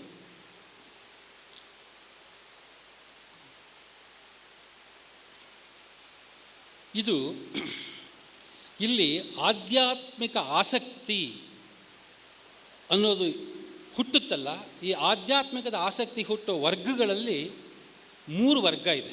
ಆಧ್ಯಾತ್ಮಿಕ ಆಸಕ್ತಿ ಇರೋರಲ್ಲಿ 3 ವರ್ಗ. ಒಂದು ವರ್ಗ ನಮ್ಮ ಬದುಕಿನ ಜೊತೆಗೆ ಹೆಣುಕೊಂಡಿರೋ ಈ ನಂಬಿಕೆಗಳು, ಈ ತತ್ವ ಸಿದ್ಧಾಂತಗಳು, ಆಚಾರ ವಿಚಾರಗಳು, ಸಂಪ್ರದಾಯಗಳು, ಇದೆಲ್ಲದರ ಬಗ್ಗೆನೂ ಅದರ ಹಿನ್ನೆಲೆ ತಿಳ್ಕೋಬೇಕು, ಏನಿದರ ಅರ್ಥ ಅಂತ ಸತ್ಯಾನ್ವೇಷಣೆಗೆ ಹೊರಡತಕ್ಕಂಥ ಒಂದು ವರ್ಗ. ಸತ್ಯಾನ್ವೇಷಣೆಗೆ ಹೊರಡ್ತಾರೆ ಅವರು, ಅದರ ಅರ್ಥ ತಿಳ್ಕೋಬೇಕು ಅಂತ. ಅಲ್ಲಿ ಜ್ಞಾನ ಒಂದಿರುತ್ತೆ, ಅದು ಒಂದು ವರ್ಗ. ಇನ್ನೊಂದು ವರ್ಗ ಇದೆ, ತಮ್ಮ ಕಮ್ಯುನಿಟಿ ಬಗ್ಗೆ ನಾನು ಈ ಮತದಲ್ಲಿ ಹುಟ್ಟಿದ್ದೀನಿ, ಇದು ಶ್ರೇಷ್ಠ, ನಮ್ಮ ಗುರುಗಳೇ ಶ್ರೇಷ್ಠ, ನಮ್ಮ ಗುರುಗಳು ಹೇಳೋದೇನೇ ಸಿದ್ಧಾಂತ ಅಂತ ಅಂದ್ಕೊಂಡು ಪ್ರೀ ಆಕ್ಯುಪೈಡ್ ಮೈಂಡಿಂದಾನೇ ಅದನ್ನು ಓದುತ್ತಾ ಅದರ ಬಗ್ಗೆ ಗೌರವ, ಜಂಬ ಎಲ್ಲ ಬೆಳೆಸ್ಕೊಂಡು ಆಮೇಲೆ ಅದರಿಂದ ಕೆಲವು ಉಪಕೃತತೆಗಳನ್ನು ಪಡ್ಕೊಂಡು ಆ ಕಮ್ಯುನಿಟಿ ಫೀಲಿಂಗಿಂದ ಓದಿ ತಿಳ್ಕೊಳ್ಳೋ ಅಂಥದ್ದು ಒಂದು ವರ್ಗ. ಇನ್ನೊಂದು ವರ್ಗ ಇದೆ, ಅದು ಏನು ವೃದ್ಧನಾರಿ ಪತಿವ್ರತೆ ಅನ್ನೋ ಥರದಲ್ಲಿ ವಯಸ್ಸಾದ ಮೇಲೆ ಮಾಡಬಾರ್ದೆಲ್ಲ ಮಾಡಿ ಆಡಬಾರ್ದು ಆಟಗಳೆಲ್ಲ ಆಡಿಬಿಟ್ಟು ಕೊನೆಯ ಒಳಗಡೆ ಇನ್ನೇನು ಸಾವು ಸಮೀಪಿಸ್ತಿದೆ ಅನ್ಬೇಕಾದ್ರೆ ಈ ಸಾವಿನ ನಂತರದ ಲೋಕಗಳ ವರ್ಣನೆಗಳನ್ನೆಲ್ಲ ಓದ್ಬಿಟ್ಟು ಭಯ ಹತ್ಕೊಂಬಿಟ್ಟು ಆದಷ್ಟು ಜಾಸ್ತಿ ಪುಣ್ಯ ಸಂಪಾದನೆ ಮಾಡಿಬಿಟ್ಟು ಪಾಪನ ಕಳ್ಕೊಂಬಿಡ್ಬೇಕು ಅನ್ನೋ ಹೆದರಿಕೆಯಿಂದ ಪ್ರವಚನಗಳಿಗೆ ಹೋಗಿ ಕೂತ್ಕೊಂಡು ಏನೋ ರಾಮಕೃಷ್ಣ ಅಂತ ಕೇಳ್ತಾ ಇದ್ರೇ ಸಾಕು ಪುಣ್ಯ ಬರುತ್ತೆ, ಪಾಪ ಕಳೀತಾ ಇರುತ್ತೆ ಅಂತ ತಿಳ್ಕೊಂಡು ಸುಮ್ಮನೆ ಅಲ್ಲಿ ಹೋಗಿ ಕೂತ್ಕೊಳ್ಳೋ ಒಂದು ವರ್ಗ. ಈ ಥರದ್ದು 3 ವರ್ಗ ಇದೆ. ಈ 3 ವರ್ಗಕ್ಕೂ ತೃಪ್ತಿಪಡಿಸ್ತಕ್ಕಂಥ ಪ್ರವಚನಕಾರರು ನಮ್ಮಲ್ಲಿದ್ದಾರೆ. ಈ 3 ಜನರನ್ನು ತೃಪ್ತಿಪಡಿಸ್ತಾರೆ. ಆದರೆ ಈ ಮೊದಲನೇ ವರ್ಗ ಇದೆಯಲ್ಲ, ಅಂದರೆ ಜ್ಞಾನದ ದೃಷ್ಟಿಯಿಂದನೇ ತಿಳ್ಕೋಬೇಕು, ಸತ್ಯಾಸತ್ಯತೆಗಳನ್ನು ಪರಾಮರ್ಶಿಸಿ ನೋಡಬೇಕು ಅಂತ ತಿಳ್ಕೊಳ್ಳೋ ಒಂದು ವರ್ಗ ಇದೆಯಲ್ಲ, ಆ ವರ್ಗದ ಹಸಿವನ್ನ ತಣಿಸೋ ಅಂಥ ಶಕ್ತಿ ಅಥವಾ ಯಾರಾದರೂ ಇತ್ತು ಅಂತಂದರೆ ಅದು ಬನ್ನಂಜೆ ಗೋವಿಂದಾಚಾರ್ಯ ಒಬ್ಬರೇ ಅನ್ನೋದನ್ನು ನಾನು ಎದೆ ತಟ್ಕೊಂಡು ಹೇಳ್ತೀನಿ. ಯಾಕೆ ನನ್ನ ಅನುಭವ. ನಾನು ಈ ಮೊದಲನೇ ವರ್ಗಕ್ಕೆ ಸೇರಿದವನು ಅಂದರೆ ನನಗೆ ಯಾವುದೇ ರೀತಿಯಾದಂಥ ನಾನು ಮಾಧವನಾಗಿ ಹುಟ್ಟುಬಿಟ್ಟಿದ್ದೀನಿ, ನನಗೆ ಮಧ್ವಾಚಾರ್ಯ ಹೇಳಿದ್ದೆ ಶ್ರೇಷ್ಠ, ಇವ್ರು ಹೇಳಿದ್ದೆ ಶ್ರೇಷ್ಠ ಅನ್ನೋದ್ರೊಳಗಡೆ ಅಂಧಾಭಿಮಾನ ಬೆಳೆಸ್ಕೊಂಡು ಶಾಸ್ತ್ರ ಕೇಳಕ್ಕೆ ಪ್ರವಚನಗಳು ಕೇಳೋದನಲ್ಲ. ಅಥವಾ ಇನ್ನೊಂದು ಸಲ ನಾನೇನೋ ಮಾಡಬಾರ್ದು ಮಾಡಿ ಸಾಯೋಕ್ಕೆ ಹೆದರ್ಕೊಂಡು ಇದನ್ನು ಪ್ರವಚನಗಳಿಗೆ ಬಂದವನಲ್ಲ. ನನಗೆ ಮೊದಲಿಂದನೂ ಅಷ್ಟೇ ವಯಸ್ಸಾದ ಮೇಲೆ ನಾನು ಈ ಆಧ್ಯಾತ್ಮಿಕ ಆಸಕ್ತಿ ತೋರಿಸಿರೋನಲ್ಲ. ನನ್ನ 18ನೇ ವಯಸ್ಸಿನಿಂದ ನಾನು ಆಧ್ಯಾತ್ಮಿಕ ಆಸಕ್ತಿಯನ್ನು ಬೆಳೆಸ್ಕೊಂಡೇ ಬಂತು. ಇವಾಗ ಬಂದಿರೋದಲ್ಲ ನನಗೆ. ಅವಾಗಿಂದನೂ ಅಂದರೆ ನನ್ನ ದೌರ್ಬಲ್ಯ ಏನು ಅಂತಂದರೆ ನಾನು ಅಧ್ಯಯನ ಮಾಡಲಿಲ್ಲ, ನನ್ನ ಬದುಕು ಇದು ಬೇರೆ. ಬಟ್ ನನಗೆ ಈ ದ್ವೈತ, ಅದ್ವೈತ, ವಿಶಿಷ್ಟ ಅದ್ವೈತ, ಈ ಗುರುಗಳು 3 ಜನ ತ್ರಿಮತಾಚಾರ್ಯರು ಏನೇನು ಹೇಳಿದ್ದಾರೆ ಅದನ್ನು ಎಲ್ಲದನ್ನೂ ಒಂಥರ ನನ್ನ ಮನಸ್ಸೊಳಗಡೆ ಅದನ್ನು ಲೆಕ್ಕ ಹಾಕ್ಕೊಂಡು ಅದನ್ನೇ ಅಳೆದು ತೂಗಿ ಯಾವುದು ಜಾಸ್ತಿ ಪ್ರಸ್ತುತತೆ ಅಲ್ಲ ಅನ್ನೋದ್ರ ಬಗ್ಗೆನೇ ಚಿಂತನೆ ಮಾಡಿಕೊಂಡು ಬೆಳ್ಕೊಂಡು ಬಂದಿರೋನು ನಾನು. ಈ ಥರ ಒಂದು ತಾರುಣ್ಯಾವಸ್ಥೆಯಿಂದ ನಾನು ಈ ಪ್ರವಚನಗಳನ್ನು ಕೇಳಿಕೊಂಡು ಬಂದಿದ್ದೆ.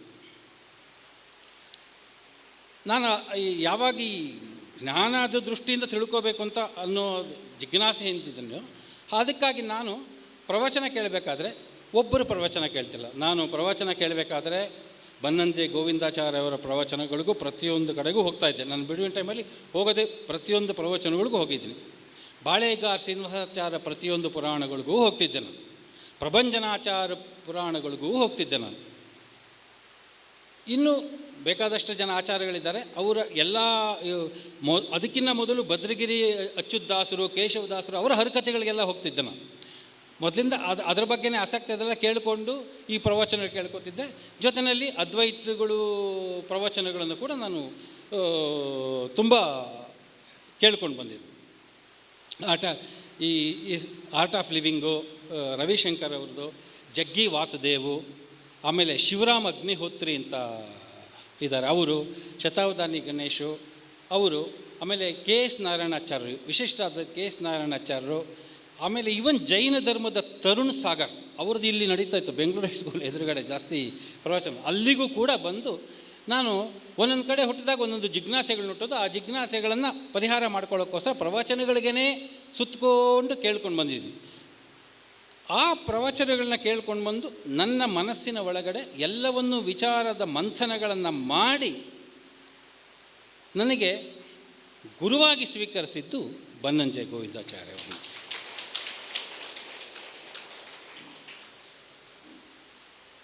ಬನ್ನಂಜೆ ಗೋವಿಂದಾಚಾರ್ಯ ಅವರು ಗುರುವಾಗಿ ಸ್ವೀಕರಿಸೋದಕ್ಕೆ ಕಾರಣ ಏನು ಅಂತಂದರೆ ಅವರ ವಿಶೇಷತೆಗಳು ಏನು. ಸೊ ಆ ವಿಶೇಷತೆ ನನಗನಿಸಿದ್ದು.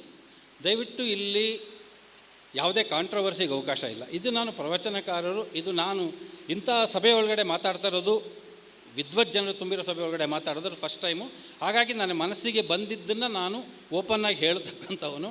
ಹಾಗಾಗಿ ಅಲ್ಲೇನಾದ್ರೂ ಒಂದು ಭಾಷಾ ಸೌಜನ್ಯ ಮೀರಿದ್ರೆ ಅಥವಾ ಏನಾದರೂ ಒಂದು ಚೂರು ಕಾಂಟ್ರಾಡಿಕ್ಟರಿ ದಯವಿಟ್ಟು ಕ್ಷಮೆ ಇರಲಿ. ಇದನ್ನು ಹೇಳಿಬಿಟ್ಟೆ ಹೇಳ್ತೀನಿ. ನನಗೆ ಇವರಲ್ಲಿ ಏನು ಬನ್ನಂಜೆ ಅವರಲ್ಲಿ ಕಂಡಿದ್ದ ವಿಶೇಷ ಏನು ಅಂತಂತಂದರೆ, ನೀವು ಮಧ್ವ ಮತದ ಪ್ರವಚನಕಾರರು ಪ್ರವಚನಗಳಿಗೆ ನಾವು ಹೋದಾಗ ಈ ಹೆಚ್ಚಿನ ಪ್ರವಚನಕಾರರು ಒಂದು ಈ ಆಧ್ಯಾತ್ಮಿಕ ನಿರಾಶಾವಾದ ಅನ್ನೋದನ್ನು ಹುಟ್ಟಿಸ್ತಾರೆ. ನಿಮಗೆ ನನ್ನ ಅನುಭವ, ಆಧ್ಯಾತ್ಮಿಕ ನಿರಾಶಾವಾದ ಇದೇನಿದು ಹೊಸ ಪದ ಅಂತಂತಂದರೆ, ಇಲ್ಲಿ ನೀವು ಯಾವುದೇ ಪ್ರವಚನಾಚಾರ ಹೇಳೋದು ಫಸ್ಟು ಜಾಸ್ತಿ ಒತ್ತು ಕೊಟ್ಟು ಹೇಳ್ತಾರೆ.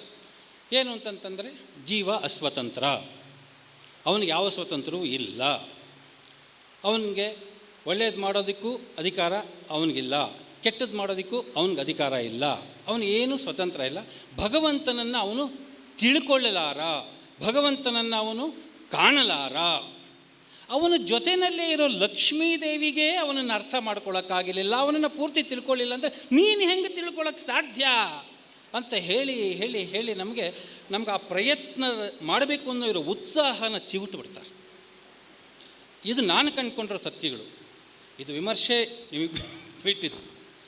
ಸೊ ಆ ಉತ್ಸಾಹ ಭಂಗ ಆಗುತ್ತೆ ಪ್ರಯತ್ನ ಪಡೋದಕ್ಕೆ. ನಿಮ್ಗೆ ಸಿಕ್ಕಲ್ಲ, ನೀನು ಅರ್ಥ ಮಾಡ್ಕೊಳ್ಳೋಕ್ಕೆ ಆಗಲ್ಲ, ಸಾಧ್ಯನೇ ಇಲ್ಲ, ಸರಿ ಪ್ರಯತ್ನ ಯಾಕೆ ಪಡಬೇಕು, ಈ ಥರದ್ದು ಬರುತ್ತೆ. ಅದೇ ಅದ್ವೈತದ ಪ್ರವಚನಕಾರರುಗಳ ಹತ್ರ ಹೋಗಿ ಪ್ರವಚನ ಕೇಳಿದಾಗ ಅವರಲ್ಲಿ ಉತ್ಸಾಹ ಹುಟ್ಟಿಸ್ತಾರೆ. ಅವರು ಭಗವಂತನನ್ನು ಕಾಣಬಹುದು ಅಂತ ಹೇಳ್ತಾರೆ. ಭಗವಂತನನ್ನು ಕಾಣಬಹುದು ಅನ್ನೋದಕ್ಕೆ ಜೊತೆಯಲ್ಲಿ ಕಾಣೋದಕ್ಕೆ ದಾರಿ ಹೇಳ್ತಾರೆ, ದಾರಿ ಹೇಳ್ಕೊಡ್ತಾರೆ, ದಾರಿಯೆಲ್ಲ ಖಂಡಿತ ಹೇಳ್ಕೊಡ್ತಾರೆ. ಅವರೇನು ಹೇಳ್ತಾರೆ, ನೀನು ನಿನ್ನ ಶರೀರನೇ ನೀನು ಅಂದ್ಕೊಂಬಿಟ್ಟಿದ್ಯಾ, ನಿನ್ನ ಶರೀರ ನೀನಲ್ಲ, ನಿನ್ನ ಇಂದ್ರಿಯಗಳನ್ನೇ ನೀನು ಅಂದ್ಕೊಂಬಿಟ್ಟಿದ್ಯಾ, ಅದು ನೀನಲ್ಲ, ಈ ಜಗತ್ತು ನೀನು ಅಂತ ಅಂದ್ಕೊಂಬಿಟ್ಟಿದ್ಯಾ, ಅಲ್ಲ, ಈ ಎಲ್ಲ ಆವರಣಗಳ ಮೋಹದ ಮುಸುಕಿನಲ್ಲಿ ನೀನು ಸಿಕ್ಕಾಕೊಂಡು ನರಳ್ತಾ ಇದ್ಯಾ, ನೀನು ಆ ಆವರಣಗಳನ್ನೆಲ್ಲ ಕಳಚಿ ಹೋದರೆ ನಿನ್ನ ತನ್ನ ಒಳಗಡೆ ಹೋಗಿ ಹೋಗಿ ಹೋಗಿ ದೇಹ ಇಂದ್ರಿಯ ಮನಸ್ಸು ಬುದ್ಧಿ ಹಂಗೆ ಒಳಗಡೆ ಹೋದರೆ ಎಲ್ಲವನ್ನೂ ಮೀರಿದ ಒಬ್ಬ ಸಿಗ್ತಾನೆ, ಆತ್ಮತತ್ವ, ಆತ್ಮ ಅಂತ. ಅವನು ನೀನನ್ನು ನೋಡ್ಬೋದು, ಅವಾಗ ನಿನಗೆ ಅವನ ಪರಿಚಯ ಆಗತ್ತೆ ಅಂತ ಹೇಳ್ತಾರೆ. ಆದರೆ ಪ್ರಯತ್ನ ಹುಟ್ಟಿಸ್ತಾರೆ, ಎಲ್ಲ ಮಾಡ್ತಾರೆ, ಆದರೆ ಅಲ್ಲೇನಾಗುತ್ತೆ, ಅವನ ಆತ್ಮ ಅಂತ ಗುರುತಿಸ್ಕೋತಾರ, ಅವನನ್ನೇ ಭಗವಂತ ಅಂದ್ಬಿಡ್ತಾರೆ, ಅವನನ್ನೇ ಪರಮಾತ್ಮ ಅಂದ್ಬಿಡ್ತಾರೆ. ಇಷ್ಟು ಕಷ್ಟಪಟ್ಟು ಅಲ್ಲಿ ಹೋಗಿ ಹುಡುಕೊಂಡು ಅವನೇ ಪರಮಾತ್ಮ ಅಂತ. ನಮಗೆ ಏನು ಅನಿಸುತ್ತೆ ಅಂತಂದರೆ, ನಾನು ಈ ಎಲ್ಲ ಬೇಲೆಗಳನ್ನು ಕಳಚಲ್ಲಿ ಹೋಗಿ ಕಂಡುಕೊಂಡೆ ಆತ್ಮತತ್ವನ, ಅವನೇ ಪರಮಾತ್ಮ ಅಂತ ಹೇಳ್ತಾರೆ, ನಾನು ಒಪ್ಕೊಳ್ಳೋಣ ಅಂತಂತಂದರೆ ನನಗೆ ಪ್ರಾಬ್ಲಮ್ ಏನು ಅಂತಂದರೆ, ಪರಮಾತ್ಮನಿಗಿರೋ ಯಾವ ಶಕ್ತಿನೂ ಆ ಆತ್ಮನಿಗಿಲ್ವಲ್ಲ. ಯಾವಾಗ ಈ ದೇಹ ಬಿಟ್ಟು ಹೋಗ್ತೀನಿ ಅಂತ ಅವನಿಗೆ ಗೊತ್ತಿರಲ್ಲ, ಯಾವಾಗ ಮತ್ತೆ ಯಾವ ಸೇರ್ಕೊಳ್ತೀನಿ ಅಂತ ಗೊತ್ತಿರಲ್ಲ, ಏನೋ ಗೊತ್ತಿಲ್ಲ, ಸೃಷ್ಟಿ ಸಾಧ್ಯ ಇಲ್ಲ ಅವನಿಂದ, ಸ್ಥಿತಿ ಸಾಧ್ಯ ಇಲ್ಲ, ಸಂಹಾರ ಸಾಧ್ಯ ಇಲ್ಲ, ಏನೊಂದು ಸಾಧ್ಯ ಇಲ್ಲದೆ ಇರೋ ಅವನು, ನಾನು ತಿಳ್ಕೊಂಡೆ ಕರೆಕ್ಟು, ಬಟ್ ಅವನು ಹೇಗೆ ಪರಮಾತ್ಮ ಅನ್ನಾಗುತ್ತೆ ಅನ್ನೋ ಒಂದು ಸಂದೇಹ ಮತ್ತೆ ಹುಟ್ಕೊಳ್ಳುತ್ತೆ. ಸೊ ಈ ಎರಡು ಜಿಜ್ಞಾಸೆ ಒಳಗಡೆ ಹೋದಾಗ ನಾವು ಬನ್ನಂಜೆ ಗೋವಿಂದಾಚಾರ್ಯರಂಥ ಅವರ ಪ್ರವಚನಕ್ಕೆ ಹೋದಾಗ ಅಲ್ಲಿ ನಮಗೆ ಉತ್ತರಗಳು ಸಿಗುತ್ತವೆ.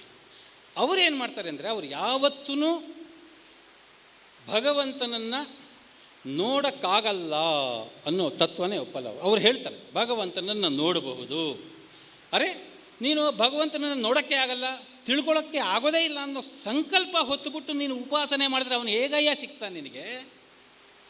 ನಾನು ಭಗವಂತನನ್ನು ಪಡಿತೀನಿ, ನಾನು ಭಗವಂತನನ್ನು ನೋಡಬೇಕು, ನೋಡ್ತೀನಿ, ತಿಳ್ಕೊತೀನಿ ಅವನ ಬಗ್ಗೆ ಅಂತ ಅಂದ್ಬಿಟ್ಟು ನೀನು ಪ್ರಯತ್ನಪೂರ್ವಕವಾಗಿ ಪಾಸಿಟಿವ್ ಆಗಿ ನೀನು ಹೋದಾಗ ಆ ಭಗವಂತ ಕಾಣ್ತಾನೆ ಅನ್ನೋ ಇದನ್ನು ಹೇಳ್ತಾರೆ. ಅದು ನಮ್ಮಲ್ಲಿ ಒಂದು ಉತ್ಸಾಹ ತುಂಬುತ್ತೆ. ಆ ಕಾಣ್ತಾನೆ ಅಂತ ಹೇಳ್ತಾರೆ. ಆವಾಗ ಆ ಕಾಣೋದಿದೆಯಲ್ಲ, ಅವ್ರು ಹೇಳ್ತಾರೆ, ಈ 17 ಬೇಲಿಯನ್ನು ದಾಟಿ 18ನೇ ಅವನು ಸಿಗ್ತಾನೆ, 17ನೇ ಬೇಲಿಯನ್ನು ದಾಟು ನಿನಗೆ 18ನೇ ಅವನು ಸಿಗ್ತಾನೆ ಅಂತ, ಅದನ್ನು ಇವರು ಪರಮಾತ್ಮ ಅಂತ ಅವರು ಹೇಳಿ ನಿಮ್ಮನ್ನು ಕನ್ವಿನ್ಸ್ ಮಾಡ್ತಾರೆ. ಆದರೆ ಇವರು ನಿನಗೆ ನಿನ್ನ ಪ್ರಯತ್ನಕ್ಕೆ ಅವನು ಸಿಗೋದೇ ಇಲ್ಲ ಅಂತ ಹೇಳಿ ನಿಮ್ಮನ್ನು ನಿರಾಶಾವಾದಿಯನ್ನಾಗಿ ಮಾಡಲ್ಲ. ಇನ್ನೊಂದು ಕಡೆ ಆ ಸಿಕ್ಕದವನ್ನೇ ಪರಮಾತ್ಮ ಅಂತ ಹೇಳಿ ನಿಮ್ಮನ್ನು ಕನ್ಫ್ಯೂಸ್ ಮಾಡಲ್ಲ. ಅವ್ರು ಹೇಳ್ತಾರೆ, ಸಿಗ್ತಾನಲ್ಲ ಅವನ ಆತ್ಮವಸ್ತು, ಅವನ ಜೊತೆ ಒಳಗಡೆ ಒಬ್ಬ ಸಖ ಇದ್ದಾನೆ.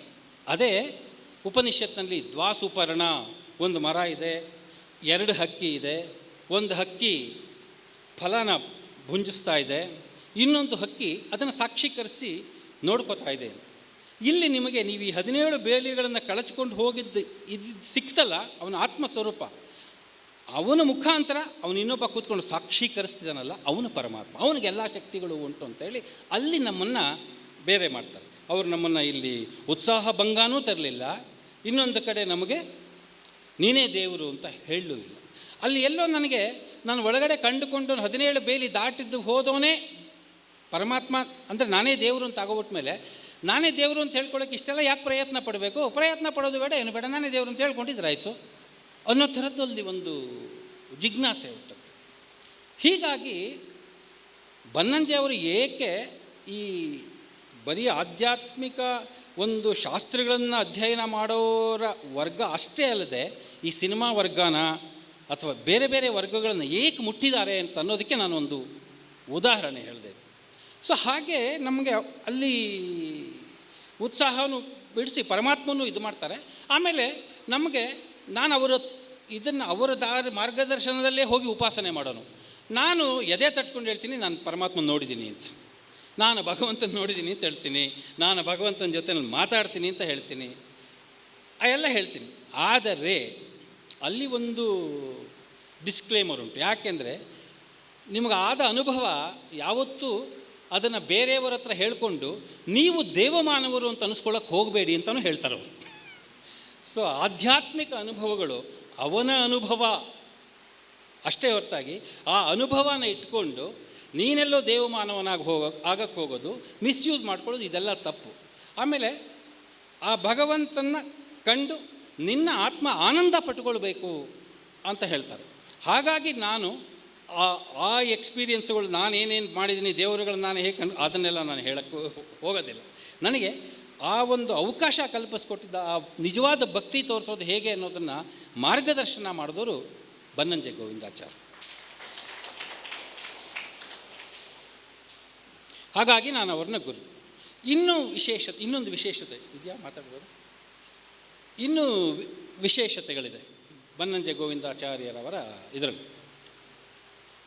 ನೀವು ನಮ್ಮ ಪ್ರವಚನಕಾರರಾಗಲಿ ಅಥವಾ ನಮ್ಮ ಹೇಳೋರು ಆಗಲಿ, ಇವರು ಏನು ಮಾಡ್ತಾರೆ ಅಂದರೆ ನಮ್ಮ ವೇದೋಪನಿಷತ್ತುಗಳ ಬಗ್ಗೆ ಅಥವಾ ನಮ್ಮ ಆಚಾರ ವಿಚಾರಗಳ ಬಗ್ಗೆ, ನಮ್ಮ ಇದ್ರ ಬಗ್ಗೆ ಎಲ್ಲ ಹೇಳ್ತಾ, ಮಂತ್ರಗಳು, ಈ ಉಪನಿಷತ್ತು ಇದ್ರ ಬಗ್ಗೆ ಎಲ್ಲ ಹೇಳಬೇಕಾದ್ರೆ ಅದು ಈ ಲೋಕದ ವ್ಯವಹಾರಕ್ಕೇನೋ ಸಂಬಂಧನೇ ಇಲ್ವೇನೋ, ಪ್ರಾಕ್ಟಿಕ್ಯಾಲಿಟಿ ಇಲ್ಲ, ಅದು it is irrelevant to our life. ಅದೇನಿದ್ರೂ ಸೆಲೆಸ್ಟಿಯಲ್ ವರ್ಲ್ಡ್ ಬೇರೆ, ಅಂದರೆ ನಾವು ಸತ್ತು ಆದಮೇಲೆ ಹೋಗ್ತೀವಲ್ಲ ಲೋಕ, ಅಲ್ಲಿ ನಮ್ಮನ್ನು ಚೆನ್ನಾಗಿಟ್ಟಕ್ಕೆ ಅನ್ನೋ ಥರದ ಒಳಗಡೆ ಪ್ರತಿಬಿಂಬಿಸ್ತಾರೆ. ಅದರೊಳಗಡೆ ಯಾವುದೇ ರೀತಿಯಾದಂಥ ವೈಜ್ಞಾನಿಕತೆಗಳಾಗಲಿ ಅಥವಾ ನಮ್ಮ ಪ್ರಯೋಜನಕ್ಕೆ ಬರತಕ್ಕಂಥ ವಿಷಯಗಳಾಗಲಿ ಅದರಲ್ಲಿ ಇದೆ ಅಂತ ಅನ್ನೋ ಥರ ಭಾವನೆ ಹುಟ್ಟಿಸಲ್ಲ. ಸೊ ಓಕೆ, ಪುಣ್ಯ ಬೇಕು ಅಂತಿದ್ದವ್ರು ಹೋಗ್ತಿರ್ತಾರೆ, ಕೆನ್ನೆ ತಟ್ಕೊಳ್ತಾರೆ, ಕೂತ್ಕೊಳ್ತಾರೆ, ಕೇಳ್ತಾರೆ, ಎದ್ದು ಬರ್ತಾರೆ. ಆದರೆ ಈ ಯಂಗ್ ಜನ್ರೇಷನ್ಗೆಲ್ಲ ಅವರು ಸತ್ಯ ತಿಳ್ಕೊಳ್ಳೋಕೆ ಹೊರಟಿರ್ತಾರಲ್ಲ, ಅವ್ರಿಗೆ ಅದು ಸಾಲಲ್ಲ. ಹಾಗಾಗಿ ಅವರು ಹುಡ್ಕೊಂಡು ಹೋಗ್ತಾರೆ. ಅದಕ್ಕೆ ಅರ್ಥ ನಿಮ್ಮನ್ನು ತೃಪ್ತಿಪಡಿಸ್ತಕ್ಕಂಥ ಶಕ್ತಿ ಅವರಿಗಿದೆ. ನಾನು ಒಂದು ಹೇಳ್ತೀನಿ, ನನಗೆ ಇದು ಎಷ್ಟು ಹೇಳ್ಬೋದೋ ಬಿಡೋ, ನಾನು ಹೇಳ್ತೀನಿ ಒಟ್ಟಿನಲ್ಲಿ. ನನಗೆ ಈ ತಿರುಪತಿ ಶ್ರೀನಿವಾಸನ ಬಗ್ಗೆ ಒಂದು ವಿಚಿತ್ರ ಕಲ್ಪನೆ. ಶ್ರೀನಿವಾಸ ಬೆಟ್ಟದ ಮೇಲ್ಗಡೆ ಇದ್ದಾನೆ, ಪದ್ಮಾವತಿ ಬೆಟ್ಟದ ಕೆಳಗಡೆ ಇದ್ದಾರೆ. ಶ್ರೀನಿವಾಸ ಕಲ್ಯಾಣ ಅನ್ನೋದು ಒಂದು ದೊಡ್ಡ ಗ್ರಂಥ. ಮದುವೆ ಆಗದೆ ಇರೋರು ಶ್ರೀನಿವಾಸ ಕಲ್ಯಾಣ ಮಾಡಿಸಿದ್ರೆ ಮದುವೆ ಆಗುತ್ತೆ, ಈ ಥರದ್ದು ಎಲ್ಲ ಹೇಳ್ತಾರೆ. ಶ್ರೀನಿವಾಸ ಬೆಟ್ಟ, ನನಗೆ ಇದೇ ಡೌಟು, ಅವನು ಎದೆ ಒಳಗಡೆ ಲಕ್ಷ್ಮೀ ಬೇರೆ ಶ್ರೀವತ್ಸ ಚಿಹ್ನೆ ಬೇರೆ ಇಟ್ಕೊಂಡಿದ್ದಾನೆ ಮೇಲ್ಗಡೆ ಶ್ರೀನಿವಾಸ. ಏನು ಇವನು ಶ್ರೀನಿವಾಸ ಮೇಲ್ಗಡೆ ಇದ್ದಾನೆ ಅಂತ ಹೇಳ್ತಾರೆ, ಪದ್ಮಾವತಿ ಕೆಳಗಡೆ ಇದ್ದಾಳೆ, ಶ್ರೀನಿವಾಸ ಕಲ್ಯಾಣ ಅಂತ ಬರೆದಿದ್ದಾರೆ. ಈ ಶ್ರೀನಿವಾಸ ಕಲ್ಯಾಣನ ಓದಿದ್ರೆ ಮದುವೆ ಆಗುತ್ತೆ ಅಂತ ಹೇಳ್ತಾರೆ. ಅದ್ರ ಜೊತೆ ಒಳ್ಳೆ ಇನ್ನೊಂದು ಹೇಳ್ತಾರೆ, ಮದುವೆ ಆಗಿ 1 ವರ್ಷ ಫಸ್ಟ್ ಎತ್ಕೋತ ಬೆಟ್ಟ ಹತ್ತಬಾರ್ದು ಗಂಡ ಹೆಂಡ್ತಿ, ಅದೇನೋ ಬೇರೆ ಆಗಿಬಿಡ್ತಾರೆ ಅಂತ. ಸರಿ, ಇಷ್ಟೆಲ್ಲ ಆ ಶ್ರೀನಿವಾಸ ಬೇರೆ ಲವ್ ಮಾಡೋಕ್ಕೆ ಎಷ್ಟು ಕಷ್ಟಪಟ್ಟಿದ್ದಾನೆ. ಅವನು ಇಷ್ಟೆಲ್ಲ ಕಷ್ಟಪಟ್ಟು ಲವ್ ಮಾಡಿ ಕೊನೆಗೆ ಮಾಡಿದ್ದೇನು, ಅವಳನ್ನ ಕೆಳಗಡೆಗೆ ಬಿಟ್ಟೆ ಮೇಲೆ ಹೋಗ್ಬಿಟ್ಟ. ಅರೆ ಇದೇನಪ್ಪ ಇದು, ಡೈವರ್ಸ್ ಮಾಡಿಕೊಳ್ಳೋ ಕಥೆನ ಇವರು ಇಷ್ಟೊಂದು ವೈಭವೀಕರಿಸ್ತಾರೆ. ಅದು ಆ್ಯಕ್ಚುಲಿ ಡೈವರ್ಸಿಗಳು ಪ್ರೀತಿ ಮಾಡಬೇಕಾಗಿರೋ ದೇವರದು, ಈ ಮದುವೆ ಮಾಡ್ಕೊಳ್ಳೋರು ಇವರುಗಳೆಲ್ಲ ಪ್ರೀತಿಸ್ತಾರಲ್ಲ. ಈ ಥರದ ವಿಚಿತ್ರ ಡೌಟ್ಗಳು ನಮ್ಮ ವಯಸ್ಸುಗಳಲ್ಲಿ ಬರೋದಕ್ಕೆ ತುಂಬ ಸಹಜ. ಸೊ ಈ ಥರದ್ದು ಡೌಟುಗಳು ನನಗೆ ಕಾಡ್ತಾ ಇತ್ತು. ನಾನು ಬೇರೆ ಬೇರೆ ಆಚಾರ, ಬಟ್ ಯಾರ ಹತ್ರ ನನಗೆ ಉತ್ತರ ಸಿಕ್ಕಲಿಲ್ಲ. ನನಗೆ ಬನ್ನಂಜ ಗೋವಿಂದಾಚಾರ್ಯ ಅವರ ಪುರಾಣಕ್ಕೆ ಹೋಗಿದ್ದೆ. ಒಂದು ಪ್ರವಚನದಲ್ಲಿ ಅವರು ನನಗೆ ಹೇಳಿದ್ದು ವಾಕ್ಯಗಳಿದೆಯಲ್ಲ, ಇವತ್ತಿಗೂ ನನಗೆ ತಿರುಪತಿ ಶ್ರೀನಿವಾಸ ಅಂದರೆ ಮೈ ಜುಮ್ ಅನ್ನುತ್ತೆ. ಅಷ್ಟು ಒಂದು ಒಳಗಡೆ ಆಳಕ್ಕೆ ಇಳಿಸ್ಬಿಟ್ರು. ಅವರು ಹೇಳೋದು, ಶ್ರೀನಿವಾಸ ಮೇಲಿದ್ದಾನೆ, ಪದ್ಮಾವತಿ ಕೆಳಗಡೆ, ಒಳಗಡೆ ಶ್ರೀವತ್ಸ ಚಿಹ್ನೆ ಲಕ್ಷ್ಮೀ ಇದ್ದಾಳೆ. ಶ್ರೀನಿವಾಸ ಅಂದರೆ ಏನಂದರೆ ಅವರು ಭೂ, ಇಲ್ಲಿ ಜಡ ಚೇತನಗಳ ಸಂಯೋಗ ಅಂತ. ಜಡಚೇತನಗಳ ಸಂಯೋಗ ಅಂದರೆ ಜಡತತ್ವದ ಮೂಲ ದ್ರವ್ಯ ಭೂಮಿ, ಭೂ ಎಲ್ಲಿರುತ್ತೆ? ಕೆಳಗಡೆ ಇರುತ್ತೆ. ಚೇತನ ತತ್ವದ ಮೂಲ ದ್ರವ್ಯ ಶ್ರೀ, ಚೇತನ ತತ್ವದ ಮೂಲ ದ್ರವ್ಯ ಶ್ರೀ. ಸೊ ಈ ಚೇತನ ತತ್ವ ಇದೆಯಲ್ಲ, ಆ ದ್ರವ್ಯನ ಅದನ್ನು ನಿವಾಸ ಮಾಡಿಕೊಂಡಿರೋನು ಅಥವಾ ಅದರಲ್ಲೇ ನೆಲೆಸಿರೋನು ಅಥವಾ ಅದಕ್ಕೆ ನಿವಾಸ ಕೊಟ್ಟಿರೋನು ಯಾರು ಅಂದರೆ ಶ್ರೀನಿವಾಸ ಅಂತ. ಅಂದರೆ ಪರಮಾತ್ಮನ ಕೆಲಸ ಏನು ಅಂತಂದರೆ ಈ ಜಡ ಚೇತನಗಳನ್ನು ಸಂಯೋಗ ಮಾಡಿ ಸೃಷ್ಟಿ ಹೇಗೆ ಮಾಡಿದ್ದಾನೆ ಅಂತ, ಅವನು ಶ್ರೀನಿವಾಸ. ಹಾಗಾಗಿ ಭೂತತ್ವದ ರೆಪ್ರೆಸೆಂಟ್ ಆಗಿರೋ ಪದ್ಮಾವತಿ ಕೆಳಗಡೆ ಇದ್ದಾಳೆ, ಚೇತನ ತತ್ವದ ಮೂಲ ಶ್ರೀನಿವಾಸ ಮೇಲ್ಗಡೆ ಇದ್ದಾನೆ. ಮಳೆ ಸುರಿಸೋದ್ರಿಂದನೇ ಭೂಮಿ ಒಳಗಡೆ ಸೃಷ್ಟಿ ಆಗೋದು, ಮಳೆ ಸುರಿಸದೇ ಇದ್ದರೆ ಸೃಷ್ಟಿ ಆಗಲ್ಲ ಅಂತ ಅವರು ಹೇಳಿದ್ದ ಇದು ಎಕ್ಸ್ಪ್ಲನೇಷನ್ನು ನನಗೆ ನಿಜವಾಗ್ಲೂ ಥ್ರಿಲ್ ಆಯಿತು. ಅವತ್ತಿಂದ ನನಗೆ ಶ್ರೀನಿವಾಸ, ತಿರುಪತಿ ಶ್ರೀನಿವಾಸ ಅಂತಂದರೆ ಒಂದು ವಿಪರೀತವಾದಂಥ ಒಂದು, ಅದಕ್ಕೋಸ್ಕರನೇ ಅದು ಭವಿಷ್ಯತ್ ಪುರಾಣ. ಅದಕ್ಕೆ ಸೃಷ್ಟಿಯ ಮೂಲದ ವಿಚಾರಗಳೇ ಅದರಲ್ಲಿರೋದು. ಮದುವೆ ಸೃಷ್ಟಿಗೆ ಕಾರಣ ಮದುವೆಯಿಂದನೇ ಅದರ ಮೇಲೆ ಸೃಷ್ಟಿಗಳಾಗೋದು. ಸೊ ಇದನ್ನು ಅವರು ಅರ್ಥಗರ್ಭಿತವಾಗಿ ಅದರೊಳಗಡೆ ಅಳವಡಿಸಿದ್ದಾರೆ ಅಂತ ಹೇಳಿದಾಗ ಆಟೋಮೆಟಿಕ್ಕಾಗಿ ಯಂಗರ್ ಜನ್ರೇಷನ್ಗೆ ಅದರೊಳಗಡೆ ಒಂದು ಗೌರವ ಹುಟ್ಟುತ್ತೆ, ವಿಶೇಷ ಹುಟ್ಟುತ್ತೆ. ಇಲ್ಲ ಅವರು ಶ್ರೀನಿವಾಸ ಹಾಗೆ ಲವ್ ಮಾಡ್ದ, ಅವ್ನು ಹೀಗೆ ನೋಡ್ದ, ಅವಳು ಇಲ್ಲಿ ಬಚ್ಚಿಟ್ಕೊಂಡ ಇದು ಅಂತಂದ್ರೆ ಕೆನ್ನೆ ತಟ್ಕೊಳ್ಳೋರ್ಗೆ ಓಕೆ, ಅವರು ಯಾವುದಕ್ಕೂ ಕ್ವಶನ್ ಮಾಡಲ್ಲ ಆ ಥರ. ಬಟ್ ಆದರೆ ಈ ಜನ್ರೇಷನನ್ನು ನೀವು ಆಧ್ಯಾತ್ಮಿಕ ಕಡೆಗೆ ಎಳ್ಕೊಂಡು ಹೋಗ್ಬೇಕಲ್ಲ, ಎಳ್ಕೊಂಡು ಹೋಗಬೇಕಾದ್ರೆ ಈ ಥರದ್ದು ಒಂದು ಉದಾಹರಣೆಗಳು ಬೇಕಾಗುತ್ತೆ. ಹೇಳ್ಬೋದಾ? ಇನ್ನೊಂದು ಹೇಳ್ತಾರೆ, ನಾರಾಯಣ.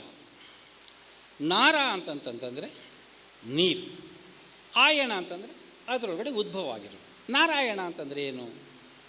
ನಾರಾಯಣ ಅಂತಂತಂದರೆ ದೇವರು ಅಂದರೆ ನೀರಿನಲ್ಲಿ ಉದ್ಭವ ಆಗಿದೆ. ನಾವು ನಮ್ಮಲ್ಲಿ ಪರಮಾತ್ಮನ ಇದರಲ್ಲಿ ಮಲಗಿಸ್ಬಿಟ್ಟಿದ್ದೀವಿ, ಸಮುದ್ರದ ಶಾಹಿಯಾಗಿ ಮಲಗಿಸಿದ್ದೀವಿ, ನಾರಾಯಣ ಅಂತ ಕರೆದಿದ್ದೀವಿ. ವಿಜ್ಞಾನ ಹೇಳೋದೇನು? ವಿಜ್ಞಾನ ಹೇಳೋದು evolution of life started from water ಅಂತಲೇ ಹೇಳೋದು.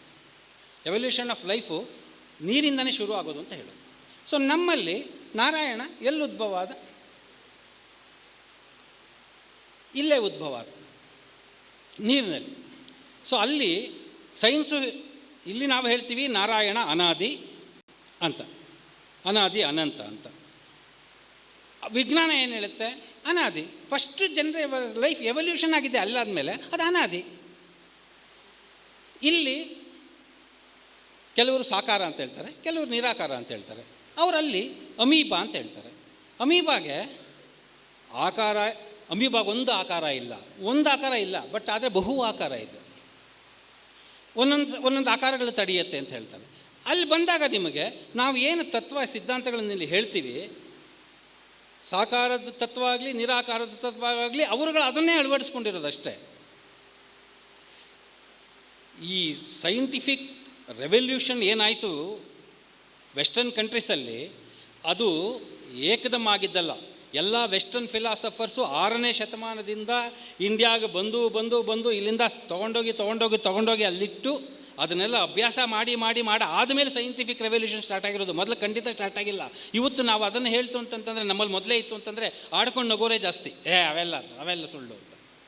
ಸೊ ಹೀಗೆ ಅಲ್ಲಿ ಅವರಿಗೆ ಆಹಾರ ಒದಗಿಸಿರೋರೆ ನಾವು. ನಾರಾಯಣ ಅನ್ನೋದು ತತ್ವನೇ ಅಲ್ಲಿ ಹೇಳ್ತೆ. ಇದನ್ನು ನೀವು ಸಮೀಕರಿಸಿದಾಗ ನಮ್ಮ ಶಾಸ್ತ್ರಗಳಲ್ಲಿ, ನಮ್ಮ ಉಪನಿಷತ್ತುಗಳಲ್ಲಿ ಎಲ್ಲದರೊಳಗಡೆನೂ ಅರ್ಥ ಇದೆ ಅಂತ ಅನಿಸುತ್ತೆ. ಸೊ ಈ ಒಂದು ಭಾವನೆ ಬಂದಾಗ ನಮಗೆ ಸತ್ಯಾನ್ವೇಷಣೆ ಇದಾಗತ್ತೆ. ಸೊ ಹಾಗೆ ನಿಮ್ಗೆ ಇನ್ನೂ ಒಂದು ಹೇಳ್ತಾರೆ ನೋಡಿ, ಬನ್ನಂಜೆ ಗೋವಿಂದಾಚಾರ್ಯರು ಅವರೇ ಎಕ್ಸ್ಪ್ಲೇನ್ ಮಾಡೋ ಒಂದು ಇದು ಈ ವಾಮನ ಅವತಾರದ ಒಳಗಡೆ ಭಗವಂತ 3 ಹೆಜ್ಜೆ ಕೇಳ್ದ. ಮೊದಲನೇ ಹೆಜ್ಜೆ ಭೂಮಿ ಕೊಟ್ಟ, ಭೂಮಿ ಎಲ್ಲ ಆವರಿಸ್ದ. 2ನೇ ಹೆಜ್ಜೆ ಅಂತರಿಕ್ಷ ಕೊಟ್ಟ, ಅಂತರಿಕ್ಷ ಎಲ್ಲ ಆವರಿಸ್ದ. 3ನೇ ಹೆಜ್ಜೆ ಎಲ್ಲಿ ಅಂತ ಕೇಳ್ದ. ಎಲ್ಲಿಡಬೇಕು ಅಂತ ಆವಾಗ ಬಲಿ ಚಕ್ರವರ್ತಿ ತಲೆ ತಗ್ಗಿಸಿ ನನ್ನ ತಲೆ ಮೇಲೆ ಇಡು ಅಂತ ಹೇಳ್ದ ಅನ್ನೋದು ಈ ಕಾನ್ಸೆಪ್ಟನ್ನ ಬನ್ನಂಜೆ ಅವರು ನಮ್ಮ ಉಪಾಸನಾ ವಿಧಾನಕ್ಕೆ ಅಳವಡಿಸಿದ್ದಾರೆ. ಎಷ್ಟು ಅದ್ಭುತವಾಗಿದೆ ಅಂತಂದರೆ ಆ ಉಪಾಸನಾ ವಿಧಾನಕ್ಕೆ ಏನು ಅಂತಂತಂದರೆ, ನಾವು ಪೂಜೆ ಮಾಡ್ತೀವಿ. ನಾವು ಪೂಜೆಗೆ ಇಟ್ಕೊಳ್ಬೇಕಾದ್ರೆ ಎಲ್ಲ ಮೂರ್ತಿಗಳನ್ನು ಇಷ್ಟು 2.5 ಇಂಚ್ ಇರಬೇಕು ಅಂತ ಶಾಸ್ತ್ರ ಇರೋದು, ಇಷ್ಟು ಮೇಲೆ ಎಲ್ಲ ಇಟ್ಕೋಬಾರ್ದು ಅಂತೇಳಿ 2.5 ಇಂಚು ಅದನ್ನು ಇಟ್ಕೊಂಡು ಮೂರ್ತಿ. ಹಾಗೆಯೇ ಪರಮಾತ್ಮನ ಮೊದಲ ಹೆಜ್ಜೆ ಅಂದರೆ ನೀನು ಕಾಣುವ ಪರಮಾತ್ಮನ ಮೊದಲ ಹೆಜ್ಜೆ ಯಾವುದು ಅಂತಂತಂದರೆ ವಿಗ್ರಹ. ಅದು 2.5 ಅಂಗ, ಅದು ವಾಮನ ಅವತಾರ, ವಾಮನ ಆಕಾರ. ಅವನ 2ನೇ ಹೆಜ್ಜೆ ನೀನು ಏನಾಗಬೇಕು ಅಂತಂತಂದರೆ, ಅವನು ಭೂ ಅಂತರಿಕ್ಷದಲ್ಲೆಲ್ಲ ವ್ಯಾಪಿಸಿದ ಅಂತಂತಂದರೆ ಅದು ನಿನ್ನ ಉಪಾಸನೆಯ 2ನೇ ಹೆಜ್ಜೆ ಆಗಬೇಕು. ಅಂದರೆ ನೀನು ಆ ಇದರೊಳಗಡೆ ನೋಡ್ತಿದ್ಯಲ್ಲ, 2.5 ಅಂಗಲ ವಾಮನ ಆಕಾರದಲ್ಲಿ ನೋಡ್ತಾ ಇರತಕ್ಕಂಥ ಅವನಿಗೆ ಎಷ್ಟು ಶಕ್ತಿ ಇದೆಯಪ್ಪ ಅಂದರೆ, ಅವನು ಇಡೀ ವಿಶ್ವವನ್ನು ಆವರಿಸ್ತಕ್ಕಂಥ ಅಷ್ಟು ಪವರ್ಫುಲ್ ಶಕ್ತಿ ಇರ್ತಕ್ಕಂಥ ಅವನನ್ನು ನಾನು ಇದರೊಳಗಡೆ ಆವಾಹನೆ ಮಾಡಿ ಪೂಜೆ ಮಾಡ್ತಾ ಇದ್ದೀನಿ ಅಂತ ನಿನ್ನ 2ನೇ ಹೆಜ್ಜೆ ಆಗಬೇಕು. 3ನೇ ಹೆಜ್ಜೆ ಹೇಳ್ತಾರೆ. ಆವಾಗಲೇ ಕೆಲವು ಕಡೆ ಬನ್ನಂಜೆ ಅವರು ಅದನ್ನು ಹೇಳ್ಬೇಕಾದ್ರೆ ಕಣ್ಣಲ್ಲಿ ನೀರು ಹಾಕ್ತಾರೆ, ಕಣ್ಣಲ್ಲಿ ನೀರು ಬಂದುಬಿಡ್ತಾರೆ, ಅವರು ವಾಯ್ಸಲ್ಲಿ ನಡುಕ ಬರುತ್ತೆ. 3ನೇ ಹೆಜ್ಜೆ ಹೇಳ್ತಾರೆ, ಈ ಪ್ರಪಂಚ, ಈ ವಿಶ್ವ ಎಲ್ಲ ತುಂಬಿರತಕ್ಕಂಥ ಆ ಶಕ್ತಿ ಇವತ್ತೇನು ಆ ಇದರೊಳಗಡೆ 2.5 ಇಂಚಿನ ವಿಗ್ರಹದಲ್ಲಿ ಇರ್ತಕ್ಕಂಥ ಶಕ್ತಿ ಅದು ಬೇರೆ ಎಲ್ಲೂ ಇಲ್ಲಪ್ಪ, ಅದು ನಿನ್ನ ಕಮಲದ ಒಳಗಡೆನೇ ಅಡಗಿದೆ. ಅದನ್ನು ನೋಡಬೇಕಾದ್ರೆ ನೀನೇನು ಮಾಡಬೇಕು ಅಂದರೆ ಶರಣಾಗತನಾಗಬೇಕು. ಆ ಶರಣಾಗತ ಅನ್ನೋದು 3ನೇ ಹೆಜ್ಜೆ. ಅವನು ಆ ಶರಣಾಗತನಾದಾಗ ಆ ಭಗವಂತ ನಿನಗೆ ತಾನೇ ತಾನಾಗಿ ಒಲಿತಾನೆ, ತಾನೇ ತಾನಾಗಿ ಕಾಣಬಹುದು ಅಂತ ನೋಡಿ. ಅದು ಆ ಸಮೀಕರಣ ಇದೆಯಲ್ಲ, ಈ ಥರದ್ದು ಸಮೀಕರಣಗಳು, ಈ ಥರದ್ದನ್ನೆಲ್ಲ ನಾವು ಪ್ರವಚನದಲ್ಲಿ ಅಳವಡಿಸ್ಕೊಂಡು ನಮಗೆ ಹೇಳಿದಾಗ ಆಟೋಮೆಟಿಕ್ಕಾಗಿ ಎಲ್ಲರಿಗೂ ತಿಳ್ಕೊಳ್ಬೇಕು ಅಂತಿರೋರಿಗೆ, ಇದಿರೋರಿಗೆ ನಮ್ಗೆ ಅನಿಸುತ್ತೆ, ಏನಪ್ಪ ಕ್ರಿಶ್ಚಿಯನ್ಸ್ಗಳು ಬಂದು ಅಷ್ಟು ಭಾಷಣ ಮಾಡಿದ್ರೆ ಜನ ಅಷ್ಟೊಂದು ಸೇರ್ತಾರೆ, ಇವರು ಭಾಷಣ ಮಾಡಿದ್ರೆ ಅಷ್ಟೊಂದು ಸೇರ್ತಾರೆ, ನಮ್ಮಲ್ಲಿ ಪುರಾಣ ಅಂತಂದರೆ ಇಷ್ಟೇ ಜನ ಸೇರ್ತಾರೆ ಅಂತಂತಂದರೆ ನಾವು ನಮ್ಮ ಇದನ್ನು ಬೆಳೆಸ್ಕೊಳ್ಬೇಕು. ಅಂದರೆ ನಾವು ಅವರಲ್ಲಿ ಹುಟ್ಟಿಸ್ಬೇಕು ಉತ್ಸಾಹ. ಈ ಉತ್ಸಾಹ ಹುಟ್ಟಿಸದೇ ಇದ್ದರೆ ನೀವು ಜನಗಳನ್ನು ಆಧ್ಯಾತ್ಮಿಕದ ಎಳೆಯೋದಕ್ಕಾಗಲ್ಲ. ನೋಡಿ, ಬನ್ನಂಜೆ ಗೋವಿಂದಾಚಾರ್ಯರ ಶಿಷ್ಯರುಗಳು ತುಂಬ ಜನರ ಅನುಭವಗಳೆಲ್ಲ ಈ ಥರದವ್ರೆ. ಆಮೇಲೆಲ್ಲ ಅವರೆಲ್ಲ ತುಂಬ ಎಜುಕೇಟೆಡ್ಸು, ಜಿಜ್ಞಾಸುಗಳು. ನಾನು ಯೂಟ್ಯೂಬ್ ಒಳಗಡೆ ಇದೆಲ್ಲ ಮಾತಾಡಿದಾಗ ನಮ್ಮ ಮನೆಗೆ ಫಣೀಂದ್ರಾಚಾರ ಅಂತ ಒಬ್ಬರು ಬಂದಿದ್ದರು, ಇದರಿಂದ ಧಾರವಾಡದಿಂದ ಬಂದಿದ್ದರು. ವೇದಪಾಠ ಆಗಿದೆ, ಇದಾಗಿದೆ, ಸುಧಾಮಂಗಳ ಎಲ್ಲ ಆಗಿದೆ, ದೊಡ್ಡ ವಿದ್ವಾಂಸರು. ಅವರು ಯೂಟ್ಯೂಬ್ನಲ್ಲಿ ನೋಡ್ಬಿಟ್ಟು ನಮ್ಮ ಮನೆಗೆ ಬಂದಿದ್ದರು. ಬಂದಾಗ ಅವ್ರು ಹೇಳಿದ್ರು, ಸರ್ ನೀವು ತುಂಬ ಚೆನ್ನಾಗಿ ಹೇಳಿದರೆ ವಿಷ್ಣು ಸಹಸ್ರನಾಮದ ಬಗ್ಗೆ ಬನ್ನಂಜೆ ಅವ್ರದ್ದು ಇದು ಮಾಡ್ತಾರೆ, ತುಂಬ ಸಂತೋಷ, ಅದಕ್ಕೆ ಬಂದೆ ಅಂತ ಹೇಳ್ಬಿಟ್ಟು ಅವರು ಒಂದು ಮಾತು ಹೇಳಿದ್ರು. ನಾನು ಅಷ್ಟೇ ರೀ, ಅವ್ರಿಗೆ ಮೊದಲು ಸಂಧ್ಯಾವನೂ ಮಾಡ್ತಿರ್ಲಿಲ್ವಂತೆ, ಏನೂ ಮಾಡ್ತಿರ್ಲಿಲ್ವಂತೆ, ಬೀಡು ಬೀಸಾಗಿದ್ದವರು ಅಂತ ವ್ಯಕ್ತಿ. ಧಾರವಾಡದಿಂದ ಬೆಂಗಳೂರಿಗೆ ಬಂದಿದ್ದಂತೆ ಒಂದು ಸಲ. ಅವ್ರ ಮನೆಗೆ ಹೋಗಬೇಕು ಅಂತಂದರೆ ಎಲ್ಲೋ ಬಸ್ ಸ್ಟಾಪಲ್ಲಿ ಕಾಯ್ತಾ ಇದ್ರಂತೆ. ಬಸ್ ಸ್ಟಾಪಲ್ಲಿ ಕೂತಿದ್ದಾಗ ಬಸ್ ಸ್ಟಾಪಲ್ಲಿ ನಿಂತಿದ್ರಂತೆ, ಎಷ್ಟೊತ್ತಾದರೂ ಬಸ್ ಬರಲಿಲ್ವಂತೆ. ಎಷ್ಟೋ ಬಸ್ ಬರಲಿಲ್ಲ ಅನ್ನೋ ಬೇಜಾರಂತೆ. ಅಲ್ಲಿ ಪಕ್ಕದಲ್ಲಿ ಪ್ರವಚನ ನಡೀತಾ ಇತ್ತಂತೆ. ಬನ್ನಂಜೆ ಗೋವಿಂದಾಚಾರ್ಯ ಪ್ರವಚನ ನಡೀತಿದ್ದು ಬಿಟ್ಟು ಇವ್ರಿಗೇನು ಅದು ಗೊತ್ತಿಲ್ಲ. ಏನೋ ಪ್ರವಚನ ನಡೆದಿದ್ದೆ, ಬಸ್ಸು ಬರ್ತಿಲ್ಲ, ಹೋಗಿ ನಿಂತ್ಕೊಳ್ಳೋಣ ಅಂದ್ಬಿಟ್ಟು ಹೋಗಿ ನಿಂತ್ಕೊಂಡ್ರಂತೆ. ಆವತ್ತಿನ ಪ್ರವಚನ ಕೇಳಿದ್ದ ಫಣೀಂದ್ರಾಚಾರ್ಯರು ಅವತ್ತೇನೆ ಹೋಗಿ ಬೆಣ್ಣೆಗೋವಿಂದ ಪಂಚೇತರದ ಪಕ್ಕ ಇದೆಯಲ್ಲ ಅಂಗಡಿ, ಅಲ್ಲಿ ಹೋಗಿ ಒಂದು ಪಂಚಪಾತ್ರೆ, ಒಂದು ಅರ್ಘ್ಯಪಾಲ, ಒಂದು ಉದ್ಧರಣೆ ತೊಗೊಂಡು ಹೊಟ್ಟೋದ್ರಂತೆ. ಇವತ್ತು ಗುರುಗಳನ್ನು ಹಿಡಿದು ಸುಧಾಮಂಗಳ ಮಾಡಿಕೊಂಡು ದೊಡ್ಡ ಆಚಾರ ಅಂತ ಅನಿಸ್ಕೊಂಡಿದ್ದಾರೆ. ಧಾರವಾಡದ ನಮ್ಮ ಮನೆಗೆ ಬಂದಿದ್ದರು ಅವರು. ಸೊ ಇದು ಏಕೆ ಸಾಧ್ಯ ಅಂತಂತಂದರೆ ಅದು ಬನ್ನಂಜೆ ಗೋವಿಂದಾಚಾರ್ಯ ಅವರು ಶಾಸ್ತ್ರಗಳನ್ನು, ವೇದೋಪನಿಷತ್ತುಗಳನ್ನು ಕಾಣ್ತಾ ಇದ್ದಂಥ ಒಂದಿದು. ಅದಕ್ಕೆ ನಮ್ಮಲ್ಲಿ ವಿಷ್ಣುವರ್ಧನ್ ಬನ್ನಂಜೆ ಅವರ ಶಿಷ್ಯರು, ರಮೇಶ್ ಭಟ್ ಬನ್ನಂಜೆ ಅವ್ರ ಶಿಷ್ಯರು. ಅವರು ಇವ್ರ ಜೊತೆಯೆಲ್ಲ ಹೋದ್ಮೇಲೆ ಅವ್ರ ಮಾತಿನ ದಾಟಿನೇ ಚೇಂಜ್ ಆಗೋಯ್ತು, ಜಗತ್ತನ್ನು ನೋಡೋ ದೃಷ್ಟಿನೇ ಚೇಂಜ್ ಆಗೋಯ್ತು. ಹೀಗೆ ನನ್ನ ಮೇಲೆ ಅತೀವ ಪ್ರಭಾವ ಬೀರಿರೋರು ಬನ್ನಂಜೆ ಗೋವಿಂದಾಚಾರ್ಯ. ಇನ್ನು ಕೊನೆಗೆ ನನ್ನದು ಒಂದು ವಿಷಯ ಹೇಳಿಬಿಟ್ಟು ಮುಗಿಸ್ತೀನಿ. ರೆಡಿ ಹತ್ಕೊಂಡು ಬರ್ತಾಯಿದ್ದಾರೆ ಅವರು. ನನಗೆ ಬನ್ನಂಜೆ ಗೋವಿಂದಾಚಾರ್ಯದು ಮೊದಲಿಂದನೂ ಅವ್ರದ್ದು ಎಲ್ಲಿ ಏನು ಹೇಳ್ತಾರೆ ಅನ್ನೋದ್ರ ಬಗ್ಗೆ ಗಮನ ಇಟ್ಕೊಂಡು ಆ ಡೇಟುಗಳು ಇಟ್ಕೊಂಡು ಅಲ್ಲಲ್ಲಿಗೆ ಹೊಟ್ಟೋಗ್ತಾ ಇದ್ದೆ ನಾನು. ನನ್ನ ದುರಾದೃಷ್ಟ ಏನು ಅಂತಂತಂದರೆ ಅವರು ನನ್ನನ್ನು ಬಂದ್ಬಿಡಿ ಅಂತ ಕರೆದ್ರು, ಶಿಷ್ಯನಾಗಿ ಬಂದ್ಬಿಡಿ ಅಂತ ಕರೆದ್ರು. ನಾನು ಅವ್ರಿಗೆ ತೊಗೊಂಡೋಗಿ ನಾನು 2000ನೇ ಇಸ್ವಿನಲ್ಲಿ ದೇವರು ದೇವರು ದೇವರು ಅಂತ ಒಂದು ಸೀರಿಯಲ್ ಮಾಡಿದ್ದೀನಿ. ಈ ಎಲ್ಲ ನಂಬಿಕೆಗಳನ್ನು ಅವರು ನನಗೇನು ಪುರಾಣಗಳನ್ನ ಕೇಳಿದ್ದೀನಿ ಅವ್ರ ಬಾಯಲ್ಲಿ, ಅದನ್ನೇ ಇಟ್ಕೊಂಡು ದೇವರು ದೇವರು ದೇವರು ಅಂತ ಮಾಡಿ ತುಂಬ ಜನ ದೇವರು ದೇವರು ಇವತ್ತಿಗೂ ಅಮೇರಿಕಾ ಎಲ್ಲ ಕಡೆ ಎಲ್ಲ ಬಂದು ಅದನ್ನು ಟ್ರಾನ್ಸ್ಫರ್ ಮಾಡ್ಕೊಂಡು ಹೋಗ್ತಾರೆ ನಮ್ಮ ಮನೆಯಲ್ಲಿ, ತುಂಬ ಅದ್ಭುತವಾಗಿದೆ ಅಂತ ಹೇಳಿ. ಸೊ ಇವ್ರದ್ದು ಪುರಾಣದಿಂದ ನಾನು ಕಲ್ತಿರೋ, ಪ್ರವಚನಗಳಿಂದ ಕಲ್ತಿರೋ ಇದನ್ನೇ ಅಲ್ಲಿ ಪ್ರಯೋಗಿಸಿದ್ದೀನಿ, ಅಲ್ಲಿ ಪ್ರಯೋಗಿ ಇದೆಲ್ಲ ಮಾಡಿದ್ದೀನಿ. ಸೊ ನನಗೆ ಅವರು ವುಡ್ಲ್ಯಾಂಡ್ಸ್ ಒಳಗಡೆ ಇದನ್ನು ಹೇಳೋರು, ತೈತಿರು ಉಪನಿಷತ್ತು, ಮಾಂಡೂಕ್ಯೋಪನಿಷತ್ತು, ಅಲ್ಲಿಗೆ ಹೋಗ್ತಿದ್ದೆ, ಎಲ್ಲೆಲ್ಲಿ ಡೇಟ್ಗಳೆಲ್ಲ ಬರ್ಕೊಂಡು ಬರ್ತಿದ್ದೆ. ಇಲ್ಲಿ ದೇವಗಿರಿ ರಾಯರ ಮಠದೊಳಗಡೆ ಪುರುಷ ಸೂಕ್ತ ಹೇಳೋರು, ಅದನ್ನು ಕೇಳಕ್ಕೆ ಹೋಗ್ತಿದ್ದೆ. ಇಲ್ಲೊಂದು ಕಡೆ ಸಂಧ್ಯಾ ವಂದನೆಯದು ಅಮರಜ್ಯೋತಿ ನಗರ, ಅವರು ಎಲ್ಲೆಲ್ಲಿ ಇದ್ರಲ್ಲೆಲ್ಲ ಕೇಳ್ಕೊಂಡು ಒಳ್ಳೆ ಅಟ್ಟಿಸ್ಕೊಂಡು ಹೋಗೋ ಥರ ಹೋಗಿ ಪ್ರವಚನಗಳನ್ನ ಕೇಳ್ಕೊಂಡು ಬಂದಿರು.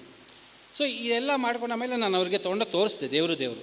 4 ಎಪಿಸೋಡ್ ನೋಡಿದ್ರೆ ನೀನು ನನ್ನ ಜೊತೆಗೆ ಬಂದ್ಬಿಡು, ಈಗ ನಾನು ಉಡುಪಿ ಒಳಗಡೆ ನಾನು ಆರಾಮಾಗಿರ್ತೀನಿ, ಇವಾಗ 3 ತಿಂಗಳು 4 ತಿಂಗಳು ನೀನು ಕದಲಲ್ಲ, ಹೊಸದಾಗಿ ನಾಳೆಯಿಂದನೇ ಪಾಠ ಶುರು ಆಗ್ತಾಯಿದೆ, ನೀನು ಬೇಕಾದರೆ ಬಂದು ನನ್ನ ಮನೆಯಲ್ಲೇ ಇದ್ಬಿಡು ಅಂತ ಹೇಳಿದ್ರು. ನನಗೆ ನನ್ನ ಮಹಾ ಎಡಬಿಡಂಗಿ ಅಂತ ಜಗತ್ತಿನಲ್ಲಿ ಯಾರಾದರೂ ಇದೆ, ಅದು ನಾನು. ನನ್ನ ಆಸಕ್ತಿನೇ ಬೇರೆ, ನಾನು ಆರಿಸ್ಕೊಂಡ್ರೆ ಫೀಲ್ಡೇ ಬೇರೆ, ಒಂದೊಂದಕ್ಕೊಂದು ಸಂಬಂಧ ಇಲ್ಲ. ಜೊತೆಯಲ್ಲಿ ಸಿಕ್ಕಾಪಟ್ಟೆ ಸ್ವಾಭಿಮಾನ, ಒಬ್ಬರನ್ನ ಕೆಲಸ ಕೇಳಲ್ಲ, ಒಬ್ಬರನ್ನ ಇದು ಮಾಡಲ್ಲ, ಎಲ್ಲ ಮನೆ ಬಾಗಿಲಿಗೆ ಬರಬೇಕು, ಆಮೇಲೆ ಭಗವಂತ ಕಳಿಸ್ತಾನೆ ಅನ್ನೋದೇ ನಂಬಿಕೆ. ಹೀಗೆ ಮಾಡಿಕೊಂಡು ನಾನು 64 ವರ್ಷಗಳನ್ನ ಪೂರೈಸ್ಕೊಂಬಂದಿನಿ, ಸಕ್ಸಸ್ಫುಲ್ಲಾಗಿ ನಡ್ಸ್ಕೊಂಬಂದಿದ್ದೀನಿ. ಇದೇ ಥರ ನಡ್ಕೊಂಬಂದಿದ್ದೆ, ಹೀಗೆ ಕೇಳ್ಕೊಂಬಂದರು. ಈಗ ನನಗೆ ಆಮೇಲೆ ಇವರು ಪ್ರಭಾವ ಎಲ್ಲ ಕೇಳಿ ಇವರು ವಿಷ್ಣು ಸಹಸ್ರನಾಮ ರಾಗಿಗುಡ್ಡದಲ್ಲಿ 10 ವರ್ಷ ಹೇಳಿದ್ರು. ಸೊ 10 ವರ್ಷ ರಾಗಿಗುಡ್ಡದಲ್ಲಿ 10 ವರ್ಷ ಕೇಳಲಿಲ್ಲ ನಾನು. ನನಗೆ ಮಧ್ಯದೊಳಗಡೆ ನನ್ನ ಮನೆ ಒಳಗಡೆ ಇವ್ರನ್ನ ಕರೆಸಿ ಹೇಳಬೇಕು ಅಂತ ಆಸೆ ಇತ್ತು, ನನಗೆ ಗೊತ್ತಿರಲಿಲ್ಲ ಅವ್ರು ಹೇಳ್ತಾ ಇರೋದು. ಸೊ ನಾನು ಹೋದಾಗ ಎಷ್ಟು ವಿಚಿತ್ರ ಘಟನೆಗಳು ಅಂತಂತಂದರೆ, ಯಾವತ್ತು ನಾನು ಬನ್ನಂಜೆ ಅವ್ರನ್ನ ವಿಷ್ಣು ಸಹಸ್ರನಾಮ ನಮ್ಮ ಮನೆಯಲ್ಲಿ ಹೇಳ್ತೀರಾ ಅಂತ ಕೇಳೋಕ್ಕೆ ಹೋಗಿದ್ನಲ್ಲ ಜಾಗ, ಅಲ್ಲಿ ಈ ನಮ್ಮ ಗುರುಗಳು ಮತ್ತು ಅವರು ಭೇಟಿ ಮಾಡುವಂಥ ಒಂದು ಸಂದರ್ಭ ಇತ್ತು ರಾಯರ ಮಠದಲ್ಲಿ. ಅಲ್ಲಿ ಇವರಿಬ್ಬರ ಮಧ್ಯೆ ಯಾವುದೋ ಒಂದು ಮೀಟಿಂಗ್ ಇತ್ತು, ಏನೋ ಅವರಿಬ್ಬರು ಸೇರುವಂತಿದ್ರು. ಅಂಥ ಕಡೆ ಹೋಗಿ ಇವತ್ತು ಅದ್ರ ಬಗ್ಗೆನೇ ಮಾತಾಡೋ ಅದೇ ವೇದಿಕೆ ದೇವರು ಕಲ್ಪಿಸ್ಕೊಡೇನೆ, ಇದೆಲ್ಲ ವಿಚಿತ್ರ. ಸೊ ಅಲ್ಲಿ ಹೋಗಿ ಕೇಳಿದೆ, ನಮ್ಮ ಮನೆ ಒಳಗಡೆ ಬಂದು ನನಗೆ ವಿಷ್ಣು ಸಹಸ್ರನಾಮನ ಹೇಳ್ತಾರೆ, ನಾನು ಅದರಿಂದ ಏನು ಇದಾದರೂ ನಾನು ವಹಿಸ್ತೀನಿ ಅಂತ ಹೇಳಿದೆ. ಅದಕ್ಕೆ ಅವರು, ಇಲ್ಲಪ್ಪ ನೀನು ವಿಷ್ಣು ಸಹಸ್ರನಾಮದ ಬಗ್ಗೆನೇ ಹೇಳಬೇಕು ಅಂತಂದರೆ ನಾನು ರಾಗಿಗುಡ್ಡದಲ್ಲಿ ಹೇಳ್ತಾ ಇದ್ದೀನಿ, ಬಂದು ಕೇಳು ಅಂತ ಹೇಳಿದ್ರು. ಹಾಗಾಗಿ ನಾನು ರಾಗಿಗುಡ್ಡಕ್ಕೆ ಹೋಗಿ ವಿಷ್ಣು ಸಹಸ್ರನಾಮನ ಅದಾದಮೇಲೆ ಕೇಳ್ತಾ ಇದ್ದೆ. ಅದಾದಮೇಲೆ ನಾನು CD ತೊಗೊಂಡೆ, ಕೇಳಿದೆ, 1 ಸಲ 2 ಸಲ ಕೇಳಿದೆ. ನಾನು ಈ ವಿಷ್ಣು ಸಹಸ್ರನಾಮ ನನ್ನ 18ನೇ ವಯಸ್ಸಿನಿಂದ ಹೇಳ್ಕೊಂಡು ಬಂದಿರೋದು, ಇವಾಗಿಂದ ಇದಲ್ಲ. ನನ್ನ ಬದುಕು ಅಂತಂದರೆ ವಿಷ್ಣು ಸಹಸ್ರನಾಮ, ನಾವು ಎಲ್ಲದಕ್ಕೂ ನಂಬೋದು ವಿಷ್ಣು ಸಹಸ್ರನಾಮನೇ. ಹಾಗೆ ಇಟ್ಕೊಂಡು ಬಂದವರು. ಸೊ ಇವ್ರ ಬಾಯಲ್ಲಿ ವಿಷ್ಣು ಸಹಸ್ರನಾಮ ಕೇಳಿ ಅದು ಪೊಯೆಟಿಕ್ಕಾಗಿ ಹೇಳ್ತಾರೆ ಅವರು. ಅದನ್ನೆಲ್ಲ ಕೇಳಿದ್ದಾದಮೇಲೆ ಅವ್ರದ್ದು CDಗಳೆಲ್ಲ ಕೇಳಿದ್ದಾದಮೇಲೆ ಈ ಬನ್ನಂಜೆ ಗೋವಿಂದಾಚಾರ್ಯರು ಮತ್ತು ಸಗರಿ ರಾಘವೇಂದ್ರ ಉಪಾಧ್ಯಾಯ ಇವರೆಲ್ಲ ಸೇರಿ ಪಲಿಮಾರು ಮಠದಿಂದ ಒಂದು ಪುಸ್ತಕ ರಿಲೀಸ್ ಆಗಿದೆ, ವಿಷ್ಣು ಸಹಸ್ರನಾಮದ 4 ವಾಲ್ಯೂಮ್ಸ್. ಆ ಪುಸ್ತಕನ ನಾನು ಒಂದು 2 ಸಲ ಓದಿದ್ದೀನಿ. ಆ ಪುಸ್ತಕನ ಕೂಡ ನಾನು ನನ್ನ ಮಗನ ಉಪನಯನಕ್ಕೆ ಅದನ್ನೇ ನಾನು ಎಲ್ಲರಿಗೂ ಗಿಫ್ಟ್ ಕೊಟ್ಟಿದ್ದು. ಸೊ ಆ ಥರದ್ದು ಇದು ಅದರ ಬಗ್ಗೆ ಸಂಬಂಧಗಳು ಬೆಳೆಸ್ಕೊಂಬಂದಲ್ಲ. ಇದನ್ನೆಲ್ಲ ಕೇಳಿದಾಗ ಇವರು ಇಷ್ಟೊಂದು ಚೆನ್ನಾಗಿ ಹೇಳ್ತಾರಲ್ಲ. ಈಗ ವಿಷ್ಣು ಸಹಸ್ರನಾಮದ ಅರ್ಥಗಳು ಅಂದರೆ ಒಂಥರ ಡಿಕ್ಷನರಿ ರೂಪದಲ್ಲಿದೆ ಅಷ್ಟೇ. ಅದು ಡಿಕ್ಷನರಿ ರೂಪ ಅಂದರೆ ಏನು, ವಿಶ್ವ ಅಂದರೆ ಏನು, ತೆಗೆದು ನೋಡಿ, ಅರ್ಥ ಆಯ್ತು, ಇದು ಅಷ್ಟೇ, ಆ ಥರದಲ್ಲಿದೆ. ನನಗನ್ನಿಸ್ತು ಇದನ್ನು ಯಾಕೆ ನಾನು ಪಾರಾಯಣಕ್ಕೆ ಬಳಸೋ ಥರ ಪದ್ಯಗಳನ್ನಾಗಿ ಬರೀಬಾರ್ದು ಅಂತ ಅನ್ನಿಸ್ತು. ನಾನು ದೇವ್ರ ಮುಂದೆ ಕೇಳಿದೆ, ದೇವರು ನನಗೇನೋ ಪ್ರೇರಣೆ ಮಾಡ್ತಾ ಇಲ್ಲ ಬರೀ ಅಂತ ಅನ್ನಿಸ್ತು. ಬರೆದು ಎಲ್ಲ ಮಾಡಿದು ಒಂದು 25 ನಾಮ ಬರೆದು. ಅದು ಯಾವ ಥರ ಬರುತ್ತೆ ಅಂತಂದರೆ, ಇಲ್ಲೇನಾಗಿದೆ ಅಂದರೆ ವಿಷ್ಣು ಸಹಸ್ರನಾಮದಲ್ಲಿ ಒಂದು ಪದಕ್ಕೆ 100 ಅರ್ಥ ಅಂತ ಮಧ್ವಾಚಾರ್ಯ ಹೇಳ್ತಾರೆ, ಇವರು 15-20 ಅರ್ಥಗಳಂತೂ ಹೇಳಿದ್ದಾರೆ. ಬಟ್ ಆ 15-20 ಅರ್ಥದಲ್ಲೂ ರಿಪೀಟ್ ಆಗೋ ಅರ್ಥಗಳು ಜಾಸ್ತಿ ಇದೆ. ಸೊ ನಾನು ಅದಕ್ಕೆ ಆ ರಿಪೀಟೇಷನ್ ಆಗೋ ಅರ್ಥಗಳನ್ನೆಲ್ಲ ಹೇಳೋ ಬದಲು ಆ ಒಂದು ಪದಕ್ಕೆ ಮೇಯ್ನ್ ಅರ್ಥ ಏನಿದೆ ಅದು ನೇರವಾಗಿ ಸೂಚಿಸುವಂಥ ಒಂದು ಅರ್ಥನ ಇಟ್ಕೊಂಡು ಅದಕ್ಕೆ ಪದ್ಯನ 6 ಲೈನಿನ ಪದ್ಯ, ಅದು ಷಟ್ಪದಿ ಅಲ್ಲ, 6 ಲೈನಿನ ಪದ್ಯ, ಒಂದು ಅದಕ್ಕೊಂದು ರಾಗ ಇದನ್ನು ಮಾಡಿ ಅಳವಡಿಸಿ ಬರೆದೆ ಒಂದು 25. ಇವಾಗ ಏನು ಅಂದರೆ ವಿಶ್ವ ಅಂತಂತಂದರೆ ಹೇಳ್ತಾರೆ ಅವರು, ವಿಶ್ವ ಅನ್ನೋ ಹೆಸರು ಪರಮಾತ್ಮನಿಗೆ ಯಾಕಿದೆ ಅಂತಂತಂದರೆ, ವಿಶ್ವ ಅನ್ನೋದು ಅವನ ಅಧೀನ ವಸ್ತು. ಇವಾಗ ಒಬ್ಬ ಕಳ್ಳೆಕಾಯಿ ಮಾರೋನ್ನ ಕಳ್ಳೆಕಾಯಿ ಬಾರಪ್ಪ ಇಲ್ಲಿ ಅಂತಂತಂದರೆ ಅವನು ಕಳ್ಳೆಕಾಯಿ ಮಾರೋನು ಬರ್ತಾನೆ. ಕಳ್ಳೆಕಾಯಿ ಅನ್ನೋದು ಅವನ ಹೆಸರಲ್ಲ, ಆದರೂ ಅವನು ಸ್ಪಂದ ಕಳ್ಳೆಕಾಯಿ ಅನ್ನೋದು ಅವನ ಅಧೀನ ವಸ್ತು. ಒಬ್ಬ ಕಾರ್ಪೆಂಟರ್ ಬಾರಪ್ಪ ಇಲ್ಲಿ ಅಂದರೆ ಅವನ ಕಾರ್ಪೆಂಟರ್ ಅವನ ಹೆಸರಲ್ಲ, ಅವನ ವೃತ್ತಿ.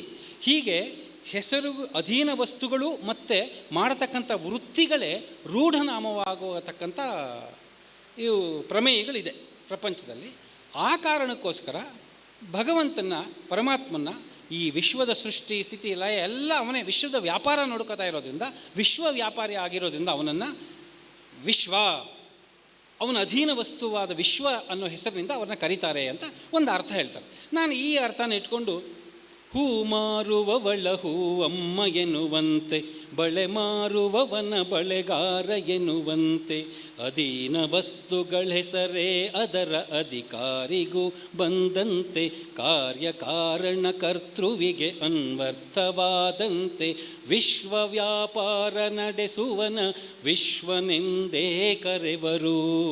ವಿಶ್ವನಾಮಕ ಶ್ರೀ ವಿಷ್ಣುವೇ ನಿನ್ನ ಪಾದ ಪದ್ಮಕ್ಕೆ ನನ್ನ ನಮನ ಅಂತ. ಆ ಥರ ಅಂಡಾಂಡ ಪಿಂಡಾಂಡ ಬ್ರಹ್ಮಾಂಡದಲ್ಲಿ ಒಳಗಿದ್ದು ಹೊರಗಿದ್ದು ಜಡ ಜೀವ ಸಂಯೋಗ ಮಾಡಿ ಚೇತನ ಜಗಕ್ಕೆ ಚಾಲನೆಯ ನೀಡುವ, ಸಮಯ ಸಮಯದಲ್ಲಿ ನಿಂತು ಪಾಲನೆಯ ಮಾಡುವ, ಆ ಗುಣ ವಿಶೇಷಕ್ಕೆ ನಿನ್ನ ವಿಷ್ಣುವೆನ್ನುವರು. ವಿಷ್ಣು ನಾಮಕ ಶ್ರೀ ವಿಷ್ಣುವೇ ನಿನ್ನ ಪಾದ ಪದ್ಮಕ್ಕೆ ನನ್ನ ನಮನ ಅಂತ ಈ ಥರದ್ದು ಅರ್ಥಗಳನ್ನು ಇಟ್ಕೊಂಡು ಎಲ್ಲ ಬರೆದೆ. ಇದಾಗ್ತಿದೆ ಅದು ಶಾಸ್ತ್ರಕ್ಕೆ ಏನಾದ್ರೂ ಇದಾಗ್ತಾನೋ ಅಂತ ಹೇಳಿಬಿಟ್ಟು ಆಮೇಲೆ ಬನ್ನಂಜೆ ಗೋವಿಂದಾಚಾರ್ಯರ ಹತ್ರ ಹೋಗಿ ಅದನ್ನು ಹೇಳಿದೆ. ನನಗೆ ಈ ಥರ ಏನೋ ಅನಿಸಿದೆ, ಮಾಡಬಹುದಾ ಅಂತ ಕೇಳಿದೆ. ಅವರು ಒಂಥರ ತುಂಬ ತಲೆ ಅಲ್ಲಾಡಿಸ್ಕೊಂಡು ತುಂಬ ಆನಂದಪಟ್ಟರು. ತುಂಬ ಚೆನ್ನಾಗಿದೆ, ಪದ್ಯಗಳು ಚೆನ್ನಾಗಿದೆ, ತುಂಬ ವಿಶೇಷವಾಗೂ ಇದೆ. ಬೇರೆ ಯಾರೋ ಒಬ್ಬರು ಪ್ರಯತ್ನ ಪಟ್ಟರು, ಆಗಲಿಲ್ಲ. ನೀನು ಒಳ್ಳೆ ಕೆಲಸಕ್ಕೆ ಕೈ ಹಾಕಿದ್ಯಾ, ನಾನು ಮಂತ್ರಾಕ್ಷತೆ ಕೊಡ್ತೀನಿ ಅಂತೇಳಿ ಕೊಟ್ಟು ಹಣ್ಣು ಕೊಟ್ಬಿಟ್ಟು ಇದನ್ನು ಮಾಡು, ನಾನು ಇದನ್ನು ಕರೆಕ್ಷನ್ ಹಾಕಿ ನಾನೆಲ್ಲ ಮಾಡಿಕೊಡ್ತೀನಿ ಅಂತ ಹೇಳಿ ಅದಕ್ಕೆ ಪ್ರೋತ್ಸಾಹಿಸಿದ್ರು. ದೇವರ ದಯದಿಂದ ಅದು 1000 ನಾಮಗಳು ಮುಗೀತು. ಆದರೆ ನನ್ನ ದುರಾದೃಷ್ಟ ಏನಾಯಿತು ಅಂದರೆ 500 ನಾಮ ಬರೆಯೋವರೆಗೂ 500 ನಾಮ ನೇರ ಅವರೇ ಕರೆಕ್ಷನ್ ಹಾಕೋದು. ನಾನು ಹೋಗ್ತಿದ್ದೆ, ಅವರು ಮಂಚದ ಮೇಲೆ ಕೂತಿರೋರು, ನಾನು ಒಂದೊಂದು ನಾಮನೂ ಹಾಡ್ತಾಯಿದ್ದೆ. ಹಾಡಿದಾಗ ಅವರು ಅದರೊಳಗಡೆ ಇರೋ ತಪ್ಪು, ಶಾಸ್ತ್ರದಲ್ಲಿ ವಿರುದ್ಧವಾಗಿ ಎಲ್ಲಿ ಪದಗಳಿದೆ ಅಥವಾ ಗ್ರಾಮರ್ ಯಾವುದು ತಪ್ಪು ಬರುತ್ತೆ ಅದನ್ನೆಲ್ಲ ಹೇಳೋರು, ಇದು ಮಾಡೋರು. ಆಮೇಲೆ ಒಂದು ಸ್ವಲ್ಪ ಈ ಅಣಕ ಮಾಡೋರು. ಇದೇನು ಪದ್ಯನೂ ಅಲ್ಲ, ಇದೂ ಇಲ್ಲ, ಪ್ರಾಸವೂ ಇಲ್ಲ, ಅಧಿಪ್ರಾಸವೂ ಇಲ್ಲ, ಅಂತ್ಯಪ್ರಾಸವೂ ಇಲ್ಲ, ಇದೇನು ಪದ್ಯವು ಗದ್ಯವು ಏನೂ ಗೊತ್ತಾಗಲ್ಲ, ಆದರೆ ಕೇಳೋಕ್ಕೆ ಮಾತ್ರ ತುಂಬ ಚೆನ್ನಾಗಿದೆ, ಹೇಳ್ಕೊಳ್ಳೋಕ್ಕೂ ಚೆನ್ನಾಗಿದೆ, ಬರೆಯಪ್ಪ ಅಂತ ಈ ಥರ ಇದು ಮಾಡ್ಕೊಂಡು ಅವರು ನನಗೆ 500 ನಾಮಗಳನ್ನು ಕರೆಕ್ಷನ್ ಹಾಕ್ಕೊಟ್ರು. ಪರಮಾತ್ಮ ಪೂರ್ತಿ ಆಗಿದ್ದರೆ ತುಂಬ ಸಂತೋಷ ಪಡ್ತಿದ್ದೆ. ಇನ್ನು 500 ನಾಮ ದೇವರು ಇದೇ ಬೇರೆ ಇತ್ತು. ಏನಾಯಿತು ಅಂತಂದರೆ, ಈ ವಿಷ್ಣು ಸಹಸ್ರನಾಮದ ಪುಸ್ತಕನ ಏನು ಪಲಿಮಾರು ಮಠದಲ್ಲಿ ರಿಲೀಸ್ ಆಗಿದೆ, ಆ ಪುಸ್ತಕಕ್ಕೆ 2 ಮೇನ್ ಅದರಲ್ಲಿರೋ ಹೆಸರುಗಳು ಕರ್ತೃಗಳು. ಒಬ್ಬರು ಬನ್ನಂಜೆ ಗೋವಿಂದಾಚಾರ್ಯರು, ಇನ್ನೊಬ್ಬರು ಸಗರಿ ರಾಘವೇಂದ್ರ ಉಪಾಧ್ಯಾಯ ಅವರು. ಸೊ ಆ 2ನೇ 500 ಪದ್ಯ ಅವರೇ ಕರೆಕ್ಷನ್ ಆಗೋ ಥರ ಆಯಿತು. ಈಗ ಅವರು ಅದನ್ನು ಇಟ್ಕೊಂಡು 500 ನಾಮದ ಕರೆಕ್ಷನ್ ಮಾಡ್ತಾಯಿದ್ದಾರೆ. ಸೊ ಹಾಗಾಗಿ ಅದು ಆದಮೇಲೆ ಆಮೇಲೆ ಅವ್ರು ಹೇಳಿದ್ರು, ಇಷ್ಟೇ ಸಾಲಲ್ಲ, ಇದಕ್ಕೆ ಈ ಪದ್ಯಗಳಿಗೆ ಒಂದು ಸ್ವಲ್ಪ ಡಿಸ್ಕ್ರಿಪ್ಷನ್ ಬೇಕಾಗುತ್ತೆ ಅಂತ. ಹಾಗಾಗಿ ಆ ಡಿಸ್ಕ್ರಿಪ್ಷನ್ ಮಾಡ್ತಾಯಿದ್ದೀನಿ. ಅದು 100 ನಾಮ ಆಗಿದೆ, ಇನ್ನೂ 900 ನಾಮ, ಇನ್ನೂ 2 ವರ್ಷದ ಕೆಲಸ ಆಗಿ ಅದನ್ನು ಪರಮಾತ್ಮ ಬನ್ನಂಜೆ ಗೋವಿಂದಾಚಾರ್ಯರ ಪಾದಕ್ಕೆ ಅರ್ಪಿಸ್ತೀನಿ. ಅವರಿಂದ ಪ್ರೇರಿತವಾಗಿರೋದು, ಅವರು ಅಟ್ಲೀಸ್ಟ್ ಅದು ನನ್ನ ಅವ್ರಿಗೆ ಕೊಡೋ ಗುರು ಕಾಣಿಕೆ ಅಂತ ಹೇಳಿ ನನ್ನ ಮಾತುಗಳನ್ನ ಮುಗಿಸ್ತೀನಿ. ನಮಸ್ಕಾರ.